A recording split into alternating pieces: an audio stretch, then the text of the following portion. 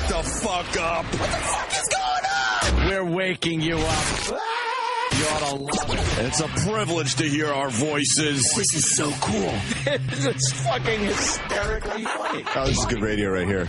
Yes. Fuck yeah. Fuck yeah! 1 minute you're acting like an intelligent guy, the next minute you're acting like a big giant ass. He's got to try to fight. Oh my God. It's fucking brilliant, man. Really funny shit. Arousing in perverse and interesting ways. It's like an audio rape. Yes. It's amazing. This is the best show ever. The Opie and Anthony Show, the most popular show in the history of satellite radio. But enough of this palaver.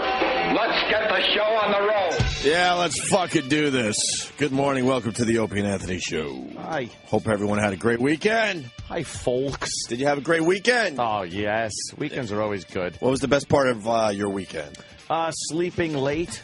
Sleeping late? Nice. Staying up late. Nice. And that's about it. Yeah. And watching lots of TV and poking at my fire in the fireplace. Little poke. It's a joy. I go through like 2 cords of wood every 2 weeks. Jesus. It's insane. Well, you got a fire going all the time, every day then, huh? Constant. And it's very hot. I like a nice hot fireplace. I don't like just a little crackling little fire in the fireplace. You want something blazing. I get an inferno going. Right. To the point where I had to get a, the metal racks that go on the bottom of your fireplace? I had to get a bigger, thicker one made of heavier steel because I melted the other metal rack in there. It just melted. That's a fire, my friends. That is a good fire. I like that. I like a good, especially, obviously in winter. Right. I don't start many fires in the summer there. But winter, and then when it was, we had the blizzard the other day, and then a little bit of snow the other day. It's just nice to light a fire, and the snow's falling. And we got another snowstorm hitting us tomorrow. Yes. Well, the best part of my weekend, because I know you want to ask, was the big Jets victory, Anthony. The Blue Jets. Our team pulled it out over the Colts. Yeah. You like the game? Yeah. I enjoyed watching watch the clips. I see you're dressed in all green today. Yeah. In honor of the Jets victory. Jet green. Jet green all over the place. Oh, yeah. I bleed it. Bleed it. Stupid Colts. I knew we would get past the Colts. That was an easy one. You knew that, huh?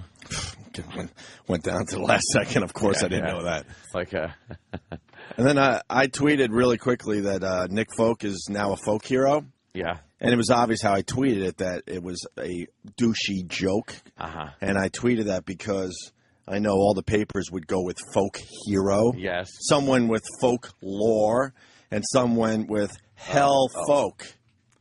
Hell folk? Wait. Folk.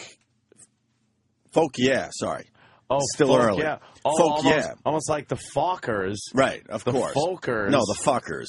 Fuckers. I told you, I don't play that game. The fuckers. So it was fuck yeah. Little Fuckers was second at the box office. Thank God. That means it's taken its plunge out of the top 5 I'm finally. amazed it's still on the fucking page. So, it shouldn't even be there. So I tweeted that as a joke. Bob Costas uses it on national TV. He didn't rip me off. Trust me. I'm not that stupid. But he actually went with the hacky joke as a real line. I mean, yeah, that he's now a folk hero. So big victory though, big victory for the Jets. That is. Now Bring on the Pats. They move on to the Pats. Yeah, and like I said about a month ago, Rex Ryan, brilliant, letting the Pats blow them out 45-3. Give them a false sense of security. Yes, their guard is way the fuck down. They're sitting there up there in the Boston area going, this is going to be an easy victory for us. They have nothing to lose. Tell you the truth, if the Pats win, people will be like, "Well, it's Pats. They beat them." And if the Jets win, forget about it. They look like heroes. Of course, they look like folk heroes. Although Sanchez might have an injury, that could be a major problem this weekend. Well. He's got a little shoulder thing happening that needs a little surgery. The quarterback really need a shoulder. I guess you didn't watch the game. He was throwing to 8-foot receivers. Oh, was he? Oh, yeah, he was. A few over the head? We're actually really lucky we got past the Colts because it's obvious Sanchez is hurting a little bit. But I say bring on the Pats. Bring on Brady. Let's see what happens. Doug from Boston saying they're going to wish they lost to the Colts. Really? Already the rhetoric kicking up. Watch out for rhetoric. That gets people killed. Rhetoric is amazing. Yeah, that's a big catchword over the weekend. Rhetoric. Right. And that's another tweet I did. I pointed out that Sarah Palin had the targets on her map. Yeah. And all I said was, wow, that's interesting, meaning I didn't know about this because I don't really follow politics. Yeah. And these assholes coming out of the fucking woodwork going, oh, you're just like the rest of them. You're just like the rest of the left or the right because they weren't sure which side it was coming from. Right. And I'm like, hey, asshole, I worded my tweet carefully so it wasn't political. And I just said, wow, this is interesting, meaning a lot of people are going to be talking about the fact that Sarah Palin had a map with a bunch of fucking gun targets, and one of the fucking people that she targeted got shot in the head. That's going to cause discussion. That's all I said. Yeah. You know, it's up to everyone else to decide if that's why the fucking whack job did that or not. It's too early to tell what his motivation was. I read his dossier. His dossier. He had his YouTube manifesto. Videos. Yeah, he had YouTube videos that were all text. They were just fading in and out text. I was trying to read that shit, and it was really hard to follow. I had to read like all of them. Right. And it is such typical schizophrenic psychobabble. The guy was a nut. Yeah. And still is. He's in custody. I guess he's appearing before for arraignment today. And he's a kook. You read his shit. Absolutely. He's a fucking lunatic. Right. And that's why he shot her and other people. Completely agree. I don't see any sensible reason for him to do this. This politically motivated. He's a kook. Yes. He's a fucking kook. Yes. Absolutely. And he said, I mean, he said it was mind control. They're saying he's from the left. They're saying he's from the right. They're saying he's a Tea. It's all over the fucking place. It was mind control. Mind control. He did have mind control in his video. That's it. He's saying mind control. Did you see the other one where he had the hood on with the fucking mask? And yeah. Was cranking, and then he goes and burns the American flag in like the kind of cactusy desert. Just this fucking me lunatic fucking there. Now you got your fame. Good. I hope you're happy getting giant cocks in your asshole. Right. When you go to prison. Sam and Dave blamed conservatives on special delivery. Oh, that's what they're ratting out. Did Eastside Dave and Sam, our own Sam Roberts, blame conservatives? They did, huh? Well, a lot of people saying, like we said, the rhetoric. A lot of people blaming the rhetoric that comes in some of these news talk shows, opinion shows. They're blaming the rhetoric. I don't understand what that's all about, but... Well, I mean, rhetoric has been part of politics for a long time. I don't understand. I'm not a fan of Sarah Palin, but I'm not either. I fucking hate her. Actually, I'm definitely not a fan of Sarah Palin. No, she goes shit in her hat for all I care. Yeah, I don't like her. I hope she goes away before the next election because she is a destroyer for the Republican Party if she gets involved in any way, shape, or form in the presidential election in 2 years. Mm-hmm. A destroyer. Mm-hmm. Just stay the fuck out. You're useless. I don't like you. You think this attempted assassination, I guess we have to call it, of the Congresswoman is going to start a new trend? With what? I think there's other whack jobs out there that are going to attempt the same exact fucking thing. Stuff? Yes, just like the school shootings a few years back. One guy does it. Next thing you know, it becomes the hot thing to do for a while. Well, I certainly hope not. And I definitely blame the media on that. They make these guys look like rock stars. They make them heroes. You know, more people knew the name of the douchebag than the Congresswoman by the end of the coverage on the weekend. Yeah, they really pump it up.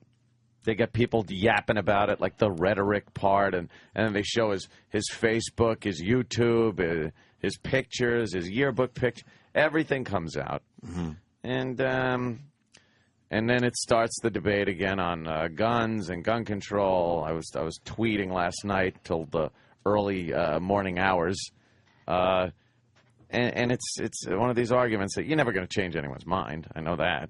But you just kind of throw some shit in there and try to sound sensible. She liked her guns. Yeah, she was Gabriel Giffords, right? Is it Giffords? Giffords.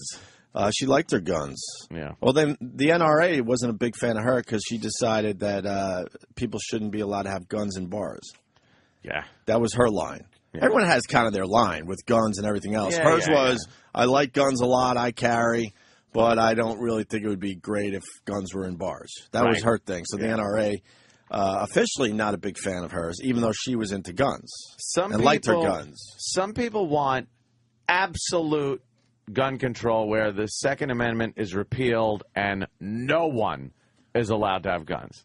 Right. And other people want zero restriction, anything you want, buy it, carry it, whatever. Mm-hmm. There's a happy medium that neither side wants to meet. And when I was tweeting with a lot of gun control advocates last night, a lot of them don't want to hear about compromise. They just want to legislate against people that are legal, responsible gun owners. That's always what happens. Somebody even said it. I can't remember who it was, but said anytime there's a shooting, a rampage, whatever it is, the lawmakers get in line and make laws against people that didn't do it. Mm-hmm. And just did that guy? I don't like saying his name. Did that guy get his gun legally? Yeah. He, in Arizona, you're able to walk into a store. He did the background check, and they sold him a gun, even though he had an arrest, a drug arrest. He had some issues with his mental health, things like that. Now that should be looked into. Yeah, kooks shouldn't fucking be able to get their hands on guns. Right. Sorry, but again, that could be something that is subjective and interpreted by someone who. What is it that would make somebody nutty enough to not be able to buy a gun? Is it you've been institutionalized? Mm-hmm. All right. Or do you keep going down the line till, have you ever seen a therapist? All right, now you can't get one. Mm-hmm. It's like, meanwhile, I think 90% of the people have seen therapists. I don't know what the answer is for that one. But I certainly know the answer isn't more gun control on responsible gun owners. I brought up a point last night. Chicago. For years and years and years, Chicago, you can't have a gun in Chicago. You're not allowed, as a citizen, if you want to adhere to the law, to have a gun. You can't do it. That is the strictest form of gun control you could have. You're not allowed to have one. They can't go, let's make gun laws in Chicago stricter. Oh, how? You're already not allowed to have one legally. Right. Yet the gun violence in Chicago tops the list every fucking year as the most violent city for gun violence in the country. So it doesn't work. And then other cities where even Tucson has amongst the lowest murder rates by guns, and you're allowed to go in and buy them. And occasionally shit like this happens. Sorry, people buy cars and plow into other people with them and kill people. What about Dallas? I know a little bit about Dallas. I used to spend a little time down there, and wow, everyone is carrying. Everyone's carrying. I mean, everybody. Everyone's carrying. I don't know the crime stats, but it's unbelievable that the Dallas breast implants and guns. That's Dallas, and especially legal gun owners murdering people in Dallas are probably a fuck of a lot lower than illegal gun owners murdering them in cities where there's strict gun control. Someone was giving me shit last night about, relax. No one's taking your guns, Anthony. And it's like, you know what? It's one of these situations where they'll go after one thing, and once they get that, they'll go after something else and something else. No one stops. When you have an organization that is there for this political purpose, and this one being strict gun control laws, they don't get something and then disband. They move on to the next thing. So if they made regulations where it was tougher for somebody to get a gun, which people would agree with, the next step is something worse. And the next step, and the next, and then you're not able to buy a certain amount of ammunition, and you can't buy certain guns. Somebody said also, what's the use of having an AR-15? It's not a hunting rifle. It's a rifle to hunt people. There's no use for it. There's no use for a 30-round magazine. There's no use. You know what? There's no use for a beautiful fucking 69 GTO either. That's just been blown out and looks, sounds, and runs like a motherfucker. But people like to have them. Should we all just get a Prius? Should we all just get the new Leaf electric car? You did some reading this weekend. It's fucking, yeah. It's fucking. I've never heard this angle before. It's crazy. Should we all have the same safest thing just to make everybody safe? Mm-hmm. There's reasons people buy certain guns. Enthusiasts? Enthusiasts. They're fun to shoot. It's a great recreation. It doesn't always have to be for hunting and self-defense. I like guns because they're fun to go to the range and challenge yourself at shooting targets at distance. It's a fun hobby, and certain guns are fun to shoot. You don't have to fucking tell me why I need to own a fucking gun. That it's got to be for hunting or it's got to be for self-defense and no other reason. I like it because it's fun. And believe me, it's my fucking right to own it. Obviously, we get it. You love guns. So what's the solution here? Oh, I don't have a fucking solution. I'm not the fucking guy. I know I support... Tougher gun laws? No, that obviously doesn't work. I mean, not tougher gun laws, tougher penalties for the people that break gun laws. That is the answer. Not brand new legislation. Not making it more difficult for citizens in this country, law-abiding citizens, to get their right, their Second Amendment right to exercise it by owning a firearm. Yeah, some guy told me, he goes, don't worry, they're not coming after your guns. It's like, no, not in this step, maybe. Or maybe they are. I don't know. But I said, oh, really? And then he said, I have an imagined gun control problem. Like this imagined thing. I go, oh, I imagine it? I go, okay, bring a gun. Try to exercise your Second Amendment right in New York City right now. Go ahead. I go, enjoy your 2-year mandatory in prison. If you try to exercise your imagined fucking gun control, it really is infuriating that people are so willing to just throw away their right, whether they like it or not. You don't have to have a gun. No one's telling you to buy one. But as a responsible, legal gun owner, it's my right. Mm-hmm. And leave me alone. Don't restrict me. Don't tell me I have to be restricted to what I get. How many I can buy in a month, how much ammunition I could procure. People are going to kill people. People are going to kill people on a daily basis because that's what people do. There are evil, evil people out there that just want to kill people for one reason or another. Right. A lot of motives out there. But they will kill people, whether it's with a knife, driving a car into a crowd of fucking people, or with a gun. It's just going to happen. And they'll be arguing this point for another year or two, and nothing really will change either way. So no, absolutely. It'll just be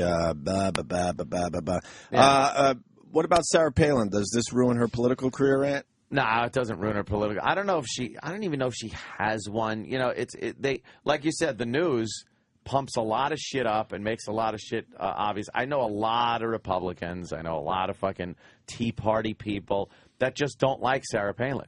She's a pariah on the party. She's a jinx. She's a fucking albatross. Get her away. No one's embracing this woman. But this is a nice place to kind of like try to push her out, right? Push her out? Well, I wouldn't like. I mean, the party knows how to push out their own. I wouldn't like to see her made a scapegoat because that'll only spread amongst the party. Right. But people have distanced her. You're not seeing anybody that's been elected embracing Sarah Palin. And inviting them to their district and inviting her to their district and pumping her up for 2 more years. Just go away. Just fucking. Her show is just canceled, by the way, too. Yeah, Sarah Palin's who gives a shit what she does in Alaska. I'm gonna show. go hunt a moose show, whatever the fuck it was called. Fuck. So, All right, for her. A lot of people want to talk about guns. Oh, they certainly do. Gun control doesn't mean anything with this case. He would have done this regardless. Yeah, you wind up getting a gun. Lives around the corner with the guy who did the shooting. Well, let's go to this person. Joe in Arizona. Joe, welcome to the Opie and Anthony show. What do you got, Joe? Hello. Yeah, everybody in my neighborhood knew this guy was nuts. He didn't know he was this nuts. But he went to high school with my daughter. She said she was always a weird fucker. Oh, really? It was the weirdo? Well, we all know weirdos. Yeah, the weirdo. So how do we know which weirdo is going to, step forward and do something insane? And be homicidal weirdo guy. Right. Right, yeah, listen, see, I saw him walking around the neighborhood. He never bothered anybody in the neighborhood, He was like one of those guys always talking to himself, doing nutty things. This is something we have to deal with in the country we live in. We have a lot of freedoms in this country that can be abused, and people will pay consequences for it, whether it's something simple or death. It's horrible. Right. It's terrible. But it's what the consequences are of living in a country where we do have a Second Amendment and a First Amendment, freedom of speech, to say things like this rhetoric that they're talking about. Mm-hmm. It's protected speech. And the first thing people want to do when something like this happens is start scooping up rights. I wish we could have blamed rhetoric over the years.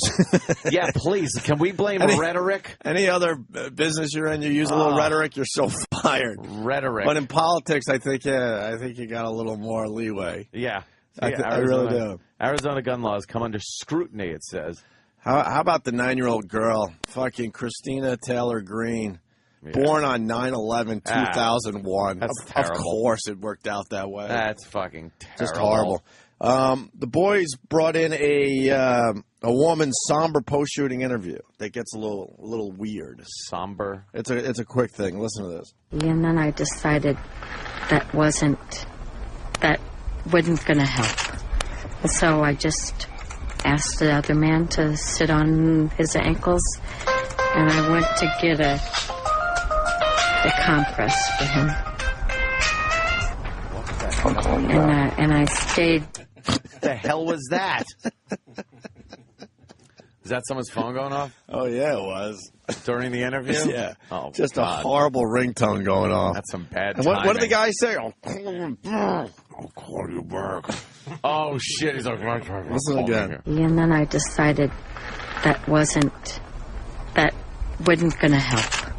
And so I just asked the other man to sit on his ankles, and I went to get a compress for him. And I stayed. I'll call you back, fucking asshole. Well, fuck, put it on vibrate, asshole. So many fucking just a little tweet argument going on last night with some people. It was fascinating. Just sitting there, people not really understanding my point, me not understanding their point. Debate will go on forever and ever. That's the way of the world. Until we just don't have any rights left, or it's anarchy, one or the other. I try to avoid debate because that's what happens.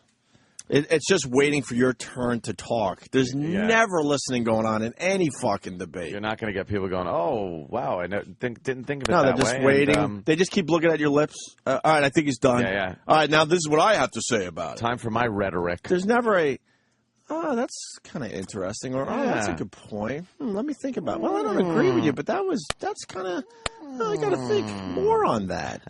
Never. Can't be bothered. What's up, Patrice O'Neill? Patrice O'Neill. Huh? What was that? Just waking up, getting ready? Getting ready for the big radio show? Just talking about crazy white guy crime. Wasn't listening.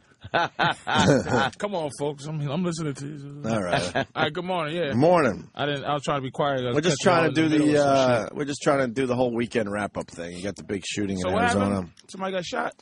Come on. I didn't pay attention. I just one of those things. How do you not pay attention? It's everywhere. You just go. you're just disgustingly not informed on it, and you just go, it just didn't hit me.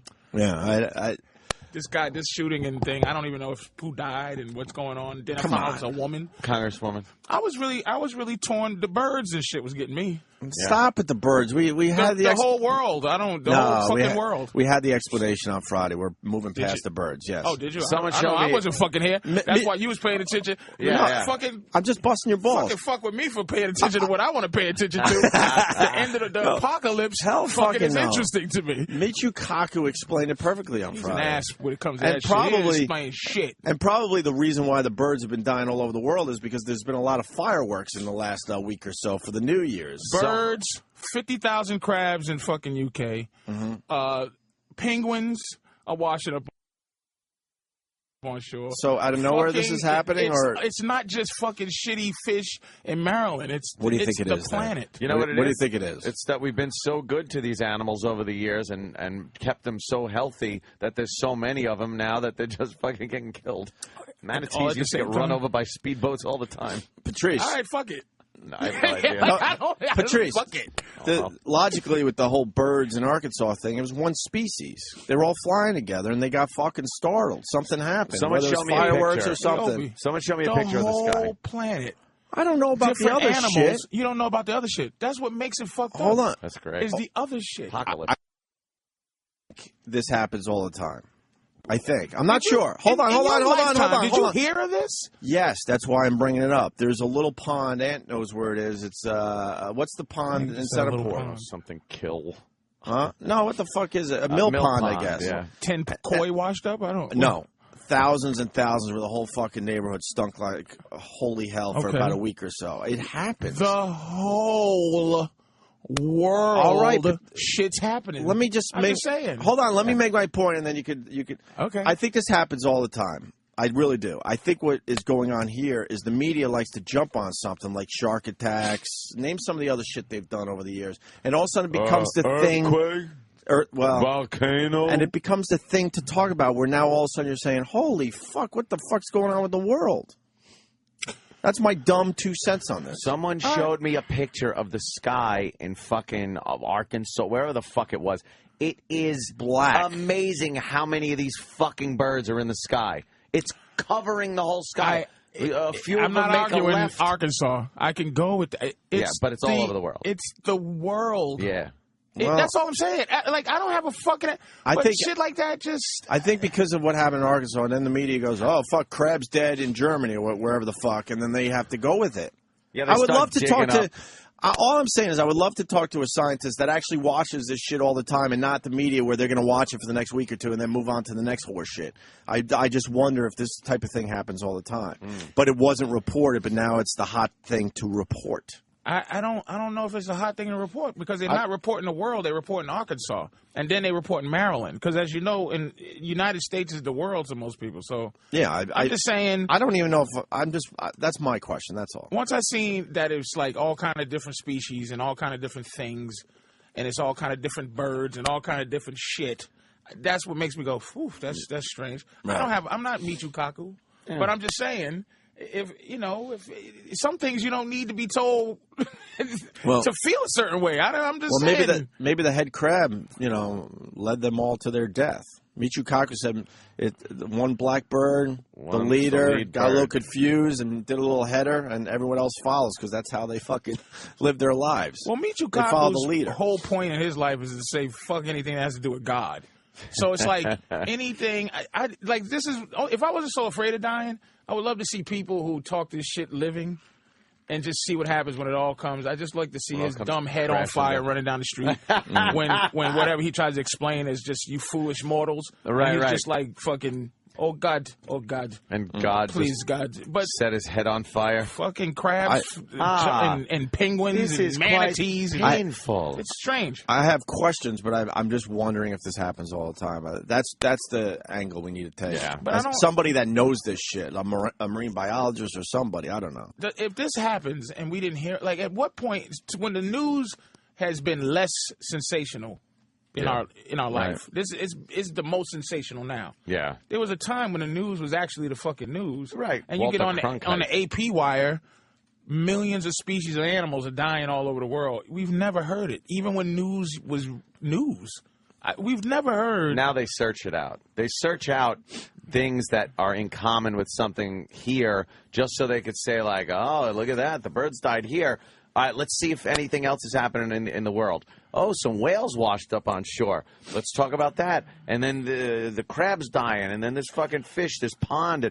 And then you realize, oh, this shit was happening all the time, but now they're putting it all together in one story and making it seem a little, I think what apocalyptic. I think what happens with the news, they need one big incident to happen, and then they're like, let's find more shit. I mean, this homeless Ted Williams guy, right? Yes. If it wasn't for the shooting in Arizona, we were going to have a week or two of homeless Charlie type stories. Hi, mommy. Hi, mommy. But I'm just saying. Hi, mommy. Hi, mommy. Don't make fun of my voice. Yeah. Hey, it's Kraft macaroni and cheese. I haven't seen my mother. But you know what though? That motherfucker's voice is like it's silk. He's smooth. Yeah, but I keep thinking that his breath has to be horrendous. Not anymore. Not anymore is right. He drinks Scope. Not anymore is right. If you have a problem with bad breath, get Scope. I was reading over the weekend that 9 dentists are offering their services to give them brand new teeth. No, all 9 at once, probably. Right, they all want to get in there and work together. A super team. His teeth have something to do with that voice. Don't fix your teeth, Ed. All of a sudden, he has a whistle because they fixed his teeth wrong. Don't get your teeth fixed. Got one of those Kraft macaroni and cheese. What'd you do to my voice? They ruined his $1 million voice. That motherfucker's going to be a millionaire by the end of the year. God bless him. From home, yeah, but we're thinking. What happened to my ilky voice? Right. My ilky voice. Yeah, but there's something not right about the guy. But the media doesn't want to pay attention to that part. No. They don't want to pay attention to that. They tried to get him. They did try to get him. It was the many faces of whatever his name is. Yeah, but what? They all misdemeanors. Yeah, but what caused that? Like, what is going on in this guy's head? Okay, why aren't they really talking about it? Because they don't want to fuck it up. They don't want to make it scary. Here's what it is. Oprah offered him a gig on her Oprah Winfrey Network. And probably throwing that Oprah money at him and shit. And I said this before. He's crazy. This guy, homeless people aren't people that, like, for the most part, there's a small percentage that lost their jobs, fell through the cracks, they're in shelters and trying to get out, and they're like, I don't know what happened, now I'm homeless, this sucks. Most of them are homeless because they're fucking crazy. They're just crazy people. I would have to think I'm 3 friends' couches removed from homelessness. Yes. I would. If I wasn't crazy. Like, right. You know how much shit you got to fuck up to finally be on the street? Be on the street. To be like You're right. completely on the street. You're right. You're right. And you can lose your own home, but then there's always like family homes you could go to, and then they get sick of you, and then you go to maybe a friend's house for a little while. Then you can possibly get a gig, maybe you can find a little shelter in the neighborhood, and then they fucking hate you, and then finally you're homeless. One Oprah Winfrey check away from the bottle again and fucking just doing shit. You can't hand a guy like that Oprah Winfrey money. And his mother's disgusted. You didn't see the mother disgusted video? She's like he's going to disappoint me again. Don't disappoint me. No, before the mummy thing. Before, really? Just her. Hi, mommy. Before he seen her again. Right. And she was just like it was almost like she was warning the world against. Oh, like don't the Wolfman. Don't put this guy up on a pedestal, motherfuckers. Telling you he ain't shit. He is a piece She was saying that shit. my son ain't shit. Right. She's had and he hasn't seen it in 20 years. She cut him off at 70, but he's only 50. Yeah. She's 90. So at 70, her 30-year-old son made her that sick. She said and she was popping out kids me. at 72. So there's something was wrong there because that means she popped him out at 40. Yeah. I think it's a little older than 50. Huh? I think. Oh, well, you said he's 50, 52 or something. 50. Whatever. Yeah, she's like 90. 93. So. And as he's going, hi mommy, she said, oh hi, and then the second line was, please don't disappoint me again. How much disappointment can you do if you're a 20-year-old guy and your mother's 12,000 years old? She can't discipline you. She can't really. She's just too old to do a lot of things.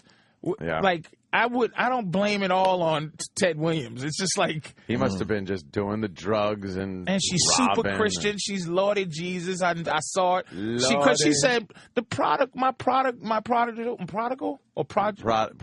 son. My prodigal son has returned. So she's the Bible quotes. He's insane. Probably a lot to do from his crazy ass Christian mother. But she believed in him, and he disappointed her. And he was still working here and there. And he went doing to school. a local radio spot here, a local thing here.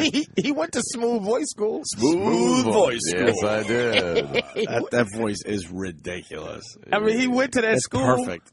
And you know they're going to hire a don't fuck up guy. Yeah. Like, he's going to be around to go, Ted, look. Dude, he's got people around him. You think he's going to have a don't fuck up guy? He's going to have a don't fuck up guy because they're going to. They're talking about a Super Bowl ad.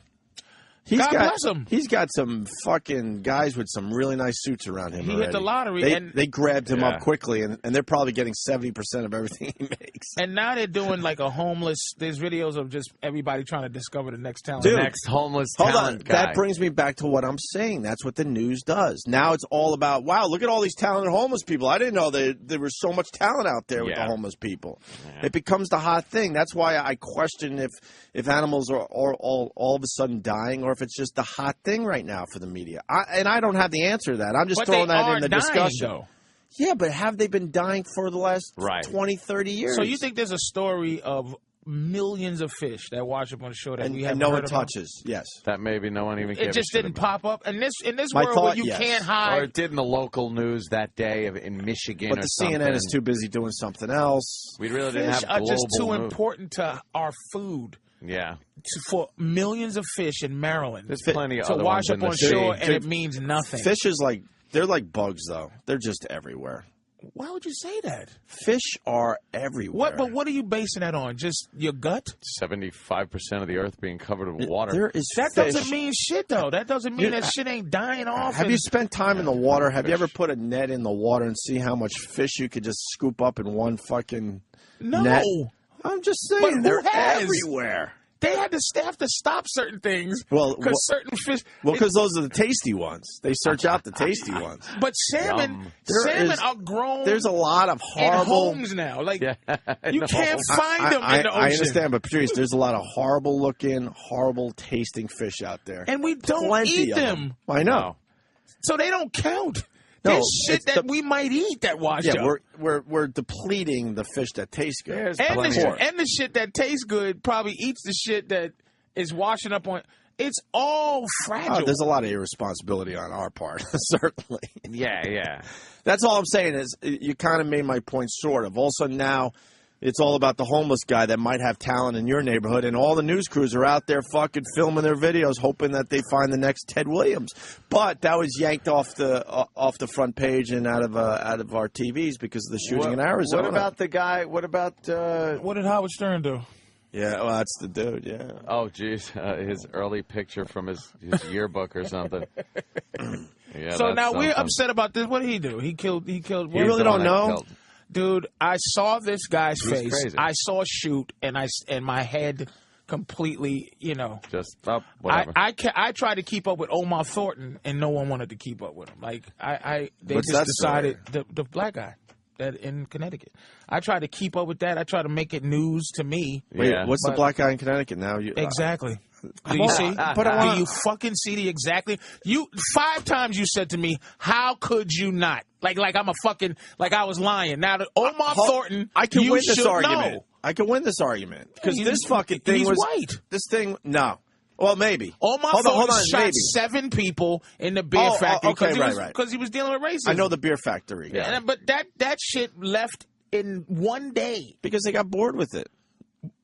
Well, no, the news. I'm just saying they got bored with it. This is sensationalism, motherfucker. They'll get bored with this in another. This has legs. Actually, this has legs because it's a congresswoman.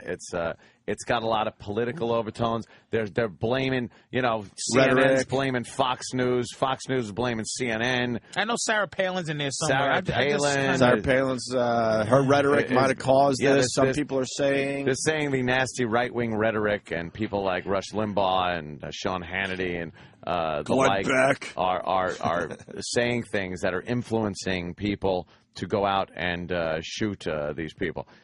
This guy, if you read, I read his shit. He is a babbling lunatic. Can we find something where these guys anything are you can if you're crazy, you must have been having one of these guys on it to find something where if you're fucking crazy, that Sean Hannity said something that makes you want to kill somebody. I like to hear what could be misconstrued with leading people to kill. I want to hear this shit. I'd love to know what this fucking Fox News Manchurian Candidate shit is all about. And this is a tough spot for us because over the years, people have claimed that the type of radio show we do influences kids. Yeah. It's remember we do what? There's a million of these articles out there from the past. To live a lifestyle that's just, sex and drugs and fucking violence against women. Right. You know, when you talk about Whip 'em Out Wednesday or something, it's just promoting violence against women and sexualizing them. And so it's tough. It's guys like tits eat me. Yeah, it's tough for us to say that Sarah Palin's rhetoric caused this because, we've lived this game and I would for fucking many love years. to. I would love to go, yep. I would love to say Rush Limbaugh, well, it's the famous, Bill O'Reilly did it, something like that, but just play something. Show me one instance. It's the famous argument about violent video games. Is that causing real violence out there? Yeah. And a lot of people will say yes, which is completely ridiculous if you just do the numbers and see how many people are actually playing. This guy was video afraid games of, and how many incidences out there we've had. He was afraid of mind control. This guy? Yeah. That's what he was writing shit about mind control and different types of currency. If you make your own currency, you will have currency. Then you would have your own currency.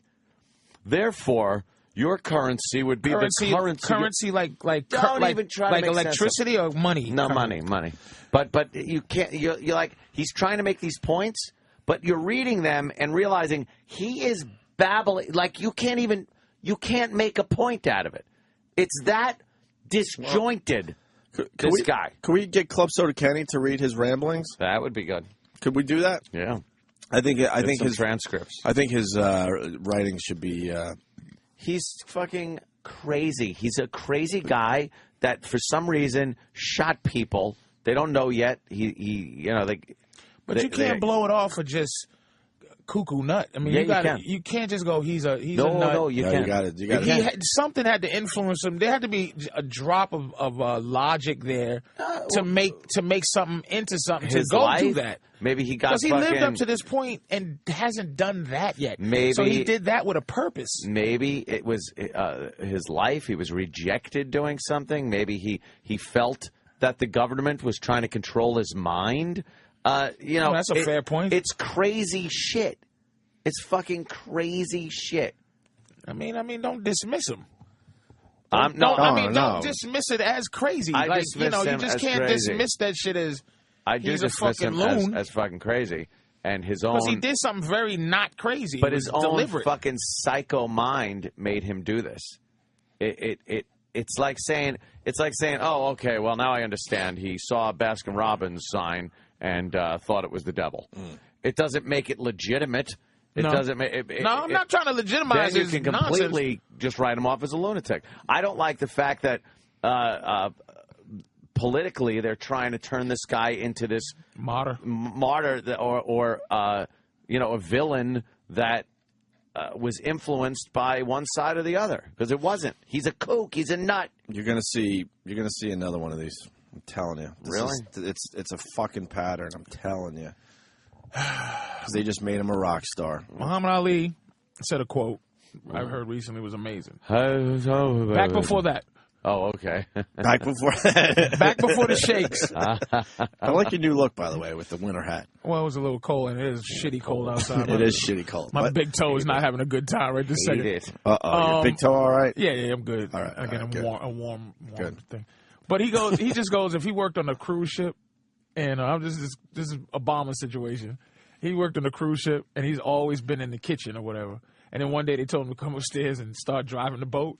He'd be like, get the fuck out of here, because that means this boat is going to be sinking soon. And I think somehow, man, Obama just got a hold of a fucking sinking ship. And I just think the kooks was ready to just be kooky. And I think his presence in terms of being, the black president and the fact that white people now have this excuse to now say, he made me be this way. Right. And now this shit hits the fan and all the crazy white folks are just coming out everywhere, man. Well, this is a white people situation right now. But they're using They're using it the other way around. They're using it to try to promote more of Obama's agenda and the Democrats I don't hear much of it, with though. this kooky guy than they are. A lot of white people exiting. It's a big exodus of Democrats. Because Democrats seem to be the nigger lovers. And it's like the Republicans are the racists or whatever. Right, you know? right. Yep, And at this moment, it just seems like there's a lot of white folks leaving the side of change. They got fed up. And they got fed up fast. They got fed up in 2 years. Black people did too, though. I mean, I've seen a lot of black people that have been totally disillusioned. They had expectations that went way beyond reality. Yeah, finally. Yeah. That's what. That's what I said from day one. That in the end, a lot of people are going to be very disappointed because they're thinking their definition of change is a lot different than what Obama could possibly do for anyone. Well, the one woman that said, "This is great. I'm not going to have to worry about my rent and my oil payments and my gas." She's very disappointed. You think at this point? But there's also a white guy who bought more guns thinking it was going to be Negropolis. And he brought a bunch of guns, and now he's like, "Whoa, what happened?" I mean, if you don't understand politics, right, or understand, like I'm into the old New World Order shit, the New World Order shit anyway. So ultimately, it's all. The politics part is all just some other horse shit. People who are just completely believe in the political system and they just go by what they're told, which is a lot of there's a lot of drones. Ooh, and it's just like they don't think. And so like when you see, 5 years ago, 6 years ago, we was on the radio before talking about the TSA. And now 5 years later, just because a couple of people who believe in politics, they get fucked over at the airport. Now it's a story. Now it's people a story. Who've been acting like this guy, I'm not defending him, but he could be screaming something that makes you dismiss him as a fucking nutbag, and he just goes out and he just does his thing or whatever. But he might be saying something that 5 years later, it's official. But once the drones start crying about it, it's too late. It's too late. Yeah. It's already out of the bag. So I don't know what he's saying. I don't either, and I read it. I don't want to dismiss this guy from, people say HARP. If you go to that HARP, the HAARP, that thing that's causing earthquakes, it sounds controlling ridiculous. The weather. It sounds ridiculous. Yeah. But that's the basis of every good sci-fi movie, every good horror movie, is that there was a monster, and he really, was it? There's a creature from No the one Black ever Lagoon. wants to Really, believe it. there was a lizard man. There was Cloverfield. No one ever. There was wants a monster to that just. It's something has got to be real at some point, So I'm just saying, guys like this. When I first learned why bread was bad to eat was from a crazy ranting homeless man in the train station. Really? He's like and bread. And I'm listening. What's wrong with bread? Well, what is he saying? It soaks up. It's like a sponge that soaks things up in your stomach, so that all the good shit. Yeah, and it supposed expands. to digest. It's like a sponge that it goes in and then it expands. Like crazy but man it shit. does. But I go. Well, that's that shitty Wonder Bread. That's a sponge. I love it too. Crazy stories I heard real quick. The bread guy from a crazy man. 2 was a woman that explained why people aren't afraid. Why this country's not afraid of black people. And they're afraid of Puerto Ricans and Mexicans because black people prove that we will be slaves when it comes down to it. So shit is the fan. We will be slaves. You already have it where you will be slaves because you have been. We have been. Oh, okay. So that's why no one really counts us. And Mexicans and Puerto Ricans, they've never been slaves. Right. So it's like, whoa, they're dangerous. And then the third one was space travel. Was this guy? I forgot, but it was a guy who said that space people know how to manipulate the magnetic poles of each planet. So they know how to. That's a homeless guy? A homeless crazy guy. Dr. Michu cocky in his pants. And I'm just saying, I remember those things, and these people are supposed to be fucking crazy. Yeah. I'm just saying. You know. All right. We should take a break. Oh, no, that's fucking... We're going to try to figure out why the animals are dying.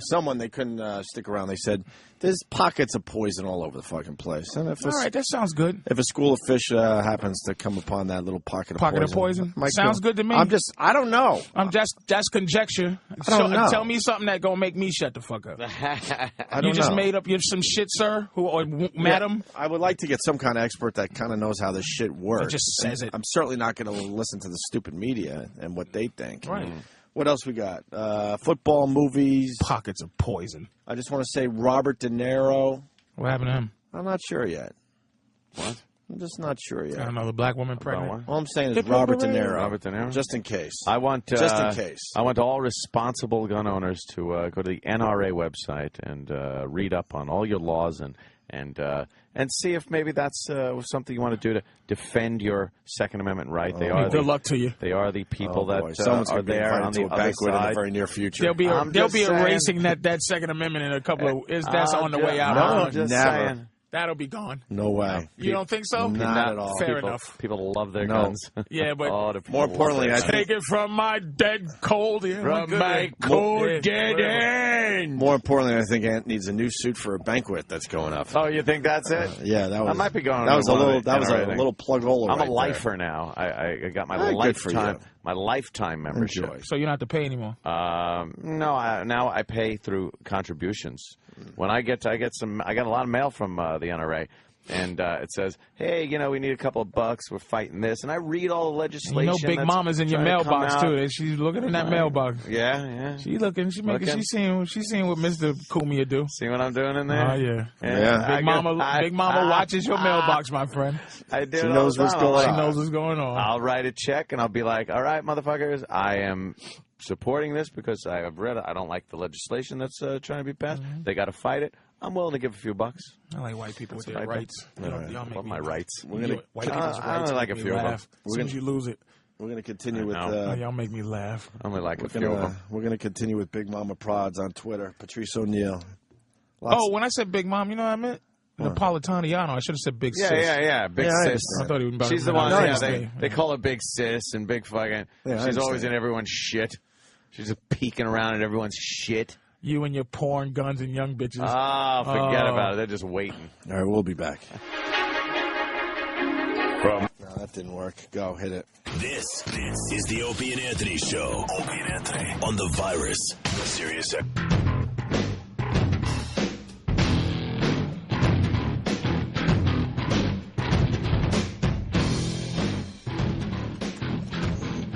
Rich Vos has joined the program with Patrice O'Neill.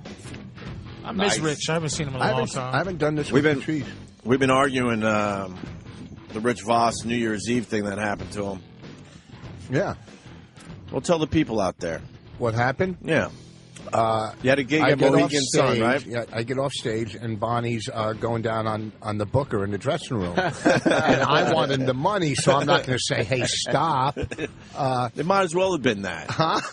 No, that would have been exciting. You were booked at a casino. Yeah, I was booked, and they told you at the last minute that you're gonna have to stay up the street because they need the room because New Year's Eve is a very hot night. And we understand that part of that. It was already sold out. Right.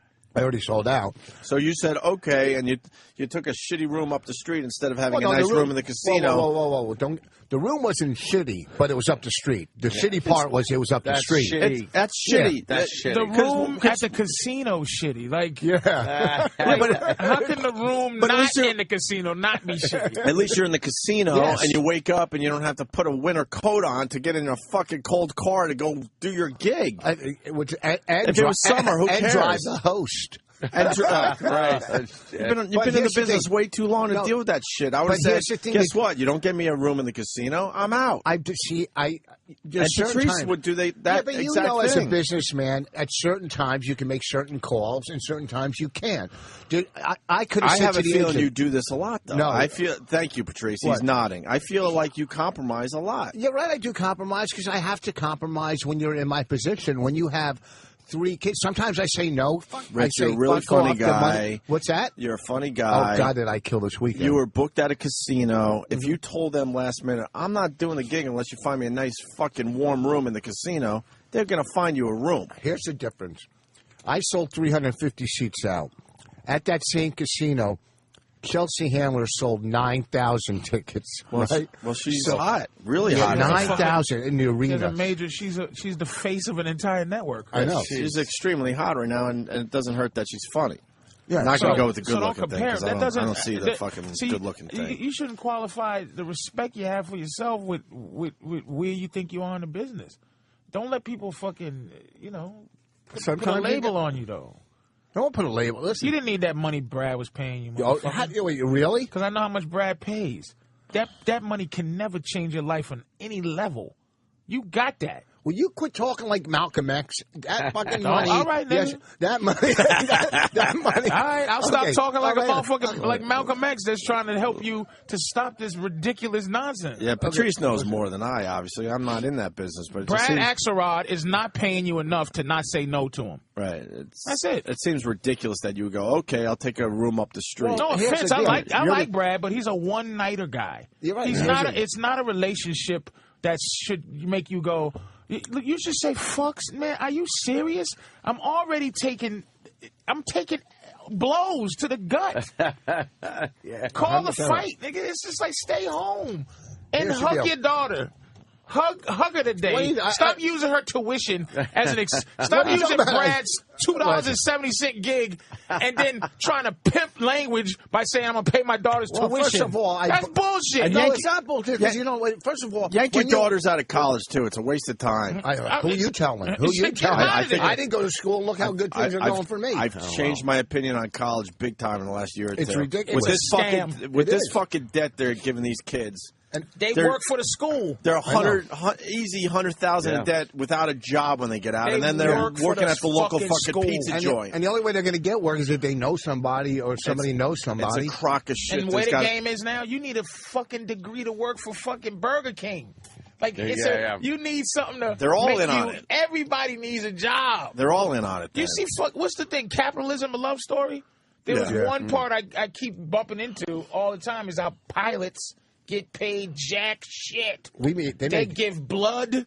The people that crashed in Buffalo, they had them on the black box talking about not making money. Yeah. They were making one bitch made $16,000. Yeah, I was going to say they make less than $20,000 a fly. Giving blood. Give those fucking guys $100,000 all day long. And they have to get a second job just to pay their bills. Some tired motherfucker got me up 35,000 feet. Right. It's insane, man, what they doing to people. So the only thing you got left, really, is to stay home and enjoy the shit that's going to be taken from you soon. You got nice TV? We're staying. You got nice TV at home? I got a good TV. My fireplace. I found a place to get firewood. All right, that's all you need. Tons of firewood. You need a fireplace and a nice TV. You're set.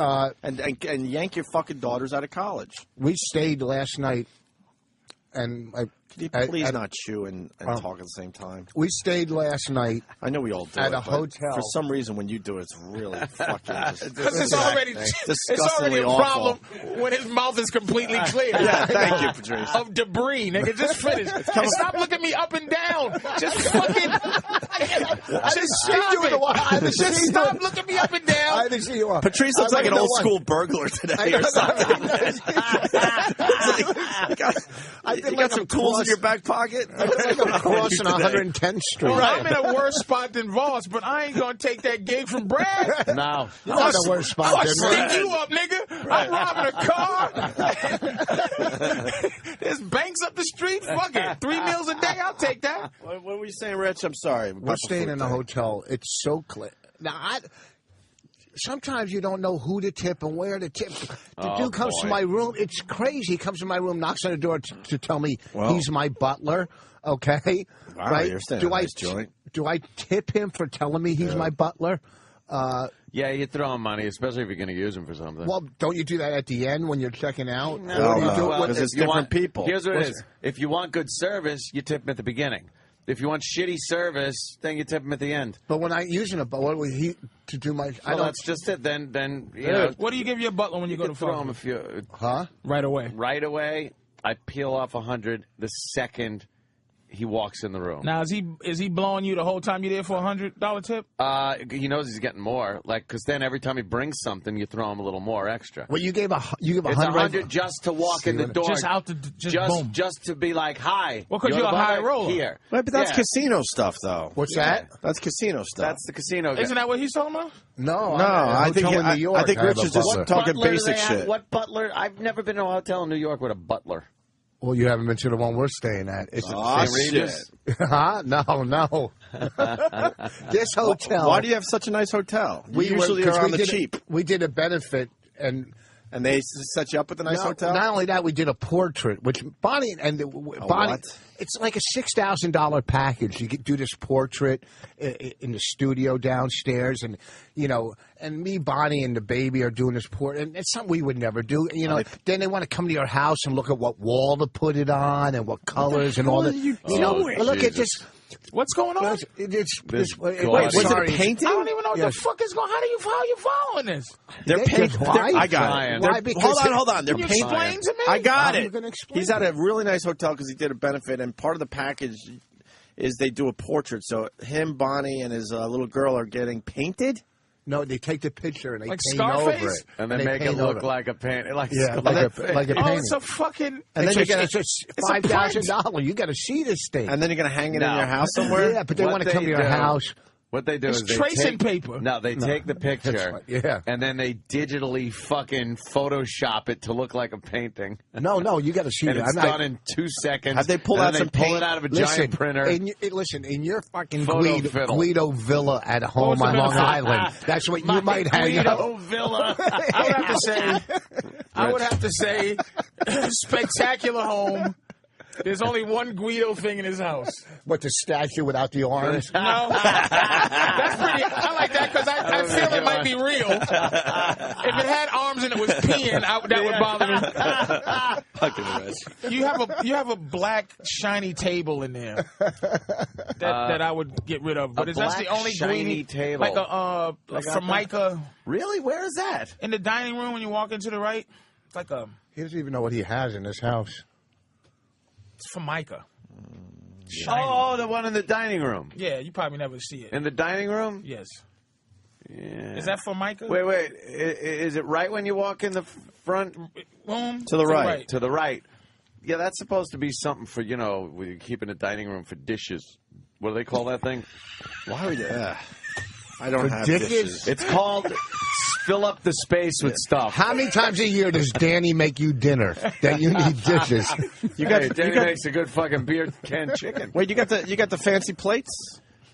No, it's in a wall unit. It's that thing that goes in there. Fuck that China shit. And you put the fucking China in it. It's called a hutch. I was looking for I was looking for everything I could to hate about your house. I was so jealous, but it's just so nice. It's very nice. I love it. It's one of those things where it's like, You have nobody. I'm gonna start coming over. So you should come on over. Well, they're going to get property value. Rich, why was the portrait? That was racist, wasn't it? Yeah, but exactly. Rich, why was the portrait part of the package? I still don't get that part of it. Because they don't pay you, so they have somebody digitally put you on a piece of paper. That was the thing. When you spend for this portrait, they're $5 to $10. Why would you do that? No one needs a portrait. And no one buys that. Who buys that except for fucking rich people that have like big the Slippingtons? Fucking, I know. No one buys those. Why are you Jew and his fucking white trash Canadian wife? You're being shady. Why are you part of this package deal? When we did the benefit in Miami for the blind, we did a benefit at the Ritz-Carlton down there. Right. Should have done one for the Jeff. I did. He's on fire now.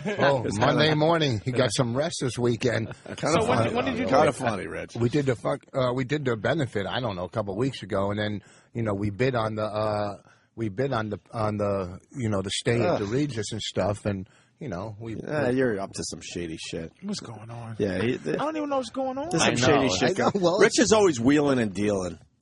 You're wheeling and dealing. He has to stop. Listen, something's going on. Rich, if you don't make it, it's discouraging to me. Like, I need Rich to make it to let me know that I can. Like, that there's a chance. I don't want to see this 57-year-old man still trying to be, like, relevant the same way he was 20 years ago. He comes in with these hats, and he comes in dressed like he's getting ready to punch raw meat, like he's training for something.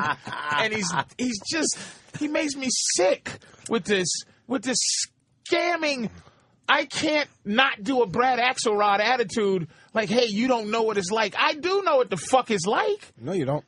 What are you talking about? Oh, you got it easy, man. Why? Why? You have a beautiful girl. You don't have responsibility. She's working, right? Is your girlfriend working? Yeah. All right. Mine isn't.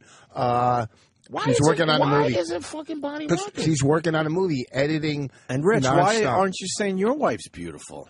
She's very beautiful. Well, you said Patrice has a beautiful woman. Yeah, but you have a beautiful woman. Bonnie. Yeah, Bonnie's gorgeous. Yeah, and Bonnie can make money anytime she wants. She has more credits than Rich.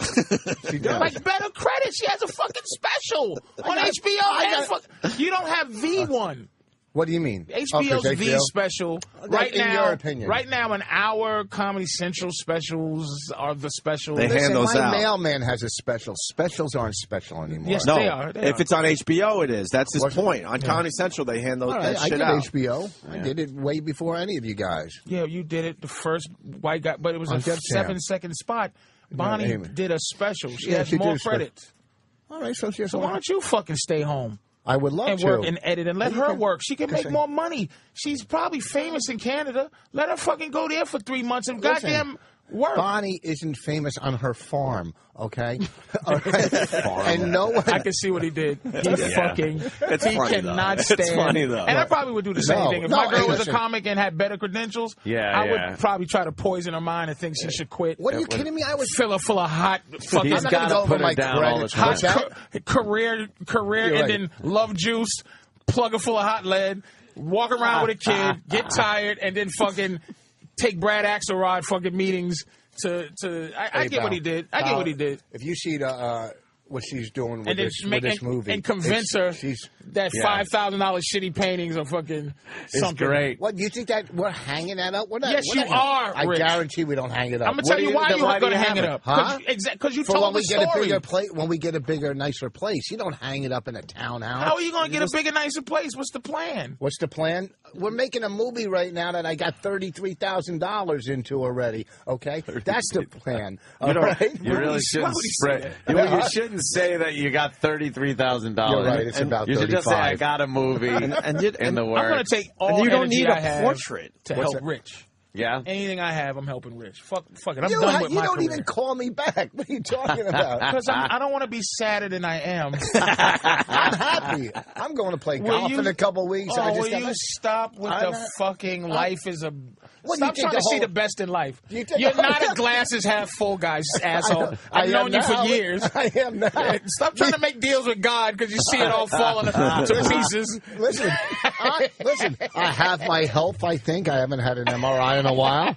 I think. That's good, actually. That's a great way to go through life. I'm with you. What else are you I think I'm healthy. Do? You know this business. There's ups, there's downs, there's good time. You know the deal. There was a time me and Patrice were walking down the street, and I looked at him. I go, I have not absolutely anything going on in my career. And he says, me too. Do you remember how? And then 2 years later, we're both doing great. Now, okay, things have fallen a little. They go up and down. It's the stock market. Listen, that's what I'm saying. Our careers aren't parallel. I'm just trying to make you feel better. No, they're not. You two in the same boat. What, you don't Voss is on drugs. You see his eyes? You don't. Voss is on fucking methamphetamines. Voss has a drug problem, and that's why he's fucking working so fucking hard. If I had a drug problem, do you really think I'd be wearing this? This would have been the last thing you're gonna sell. Really? No, that's the last thing I'm gonna sell. He pointed to his ass. His fucking ass. Fucking Rich. Fucking Rich. Nah, all right, I don't know. He's up to some shady shit. That's He's up to something. Voss is up to something. I've known him long enough to know he loves to wheel and deal. He's like Al Pacino and Donnie Brasco. Oh, Donnie Brasco. He's just up to something all the time. He's the king of bartering. He knows how to barter this motherfucker. God, he's up to something. You trade services for all sorts of weird shit. It's fun, man. A portrait, though. I know. Hey, listen, we wanted just the room. We didn't want the portrait. That has to look so gaudy. Oh, just like maybe a nice picture of the family. I understand that, but when it gets to a portrait, he probably picks a bad frame, a classless frame. They want to come sell me a frame. I can get a frame on Craigslist, man. They're going to come. They want to sell me the frame. You know, that's going to be $1,000. What are you kidding me? Nice frame, huh? I get frames everywhere, man. You go to the garage sale, get a frame. Did you hear what he said? What? Yeah, what did you hear what he just said? Get one at a garage You can go to a garage. Like, this is a frame. It's the I wouldn't even know how to go to a garage And you know what? He does, though. It's too late. Obviously not by what you're wearing. It doesn't matter what I'm wearing, Rich. No, we're on radio. It's too late. It's too fucking late for him to change, too. Like, if somebody cuffed him, like, you know, if somebody just said, fuck it, I'm here, and one of these guys, like, you know, like Louis or Colin says, fuck it, I'm cuffing Rich, they won't be able to uplift him. Like, Rich is what he is, He's man. just, there's no He's not helping. going to take class pointers. Like, he's not going to do it. It's the proverbial old dog. He's going to go to a fucking barely a garage Porsche. sale. So he's going to buy that shitty BMW. He said that he tried to pass off as sexy. And I'm just like, this shit is... He said Porsche. Now explain the Porsche you got. Well, I got a Porsche Boxster. What are you know talking What about? year? He has... Well, I bought it it was 2 years old when I bought it. You know what he has? What kind of Porsche he has? And, I mean, this is my nigga. I love Vos. Yeah. He has the highest level Toyota Porsche. So it's the lowest level Porsche. The lowest level or Porsche. the highest level Toyota. Right. That's the Get same the car. highest level Toyota. Right. Why are you getting this shitty Porsche? It's not, are you crazy? That you can't even drive your friends in. It's a selfish car. That's why I got it. You're not a fan of the selfish car? It's a selfish car. I got a truck. If you in trouble, man, Patrice, come get us. Right. Get Me the and my family. whole family are stuck. Right. Vos, come help. I have an can't. SUV my too? shitty. Selfish car. You have won't a selfish fit all SUV, man. I I know what kind of car you got, man. I got an SUV, It's a selfish. BMW. I love the concept of the selfish car. It's just, I love it, man. It's just a car that's not. He's not. You don't have any friends. You don't think if I got tons of money, I wouldn't go out and blow it and buy shit? Of course I would. What little money I do get, I go out and buy dumb shit. I would get, if I had money, I'd get the nicer Porsche. Okay, but you know what? I could only have gotten that one at the time. Okay, Vos likes having things. Yeah, damn, you're right. We all like having things, but you like having things. Yeah, it's just you fun. go a little too far with having things. I know. I got like he knows he's bullshit. You could go buy a pair of sneakers, and that fills the emptiness right here. Okay, he goes out and buys shit because he's lonely and depressed. All right. These sneakers, I didn't need them, but they're pro kids. They're, you know, and it was $29 on some website, and when I bought them, it's always from a website. You got to go to this new website. It's called Everything's on Sale, like high end shit. It's okay? always a website. So you buy something, you feel good for a few moments, and then you realize. Let me see your pro kids. Oh, they're leather. These ones are leather. Who gives a fuck? Who gives a fuck? Yes. I did at the moment when I bought it. I understand that. Okay. I got, you might have a set of golf clubs. I have 3 because I like to sit online and buy shit. That's what I do. Buying shit is fun. It's fun. And then when it comes to your house, you're all like, oh. Yeah, you got a package coming. Yeah, you open that thing up and you're like, ooh. You've never been to Rich Vos's house. He's got weird shit in his house. I've heard his house is like a museum. Yeah, and I think you like those like old furniture and so shit. is my act. Rich, do you watch the home shopping shows on TV? Does that get you off a little bit? What do you mean? The ones where they fix stuff up? No, like they're selling. No, not that shit. That's bullshit. That's all fake. So you're not that far in. No, I wouldn't buy that shit. I just like going online and like what the fuck. I got on my credit card, I have enough points to get something. I just don't know what I'm going to get when I'm going to get it, but I know I'm getting something. I don't even know how many points I got. I do. I know how many I got. I'm going on 26,000 points, and that's a new putter. I don't need a new putter. How do we find out how many points we got? 26,000. I'll find out right now. How many points you have? I think how do you do it? Like 500,000 points on each card. How do you do it? I'll do it right now. I don't. You got to go to your. Yeah, you got to go to your Amex online thing. I don't know how to do that. Well, because you got that kind of money. You have people. I've had a American Express card for, what does it say? Member since 01. All right, so 10 years. I've never used any. I don't know if they had points back then. Did they? You probably got a lot of points. No clue. I don't know. I don't even know where you look for the points. Use that thing. You have the cleanest. Asshole. It looks like it hasn't been through one machine. Asshole, they give you a new one every once in a while. This one just came in. Oh, it did? Yes, I fucking use my credit card. Did that hurt you opening your wallet just now? Wow, a joke from 7 years ago. It doesn't matter. It's a callback. I spend a little more now. Are you a frugal gentleman? Not as bad as I used to be, but yeah, certainly I've been caught being pretty frugal over the years. caught being not his wedding though. Yeah, that there you wedding, go. That was some real shit.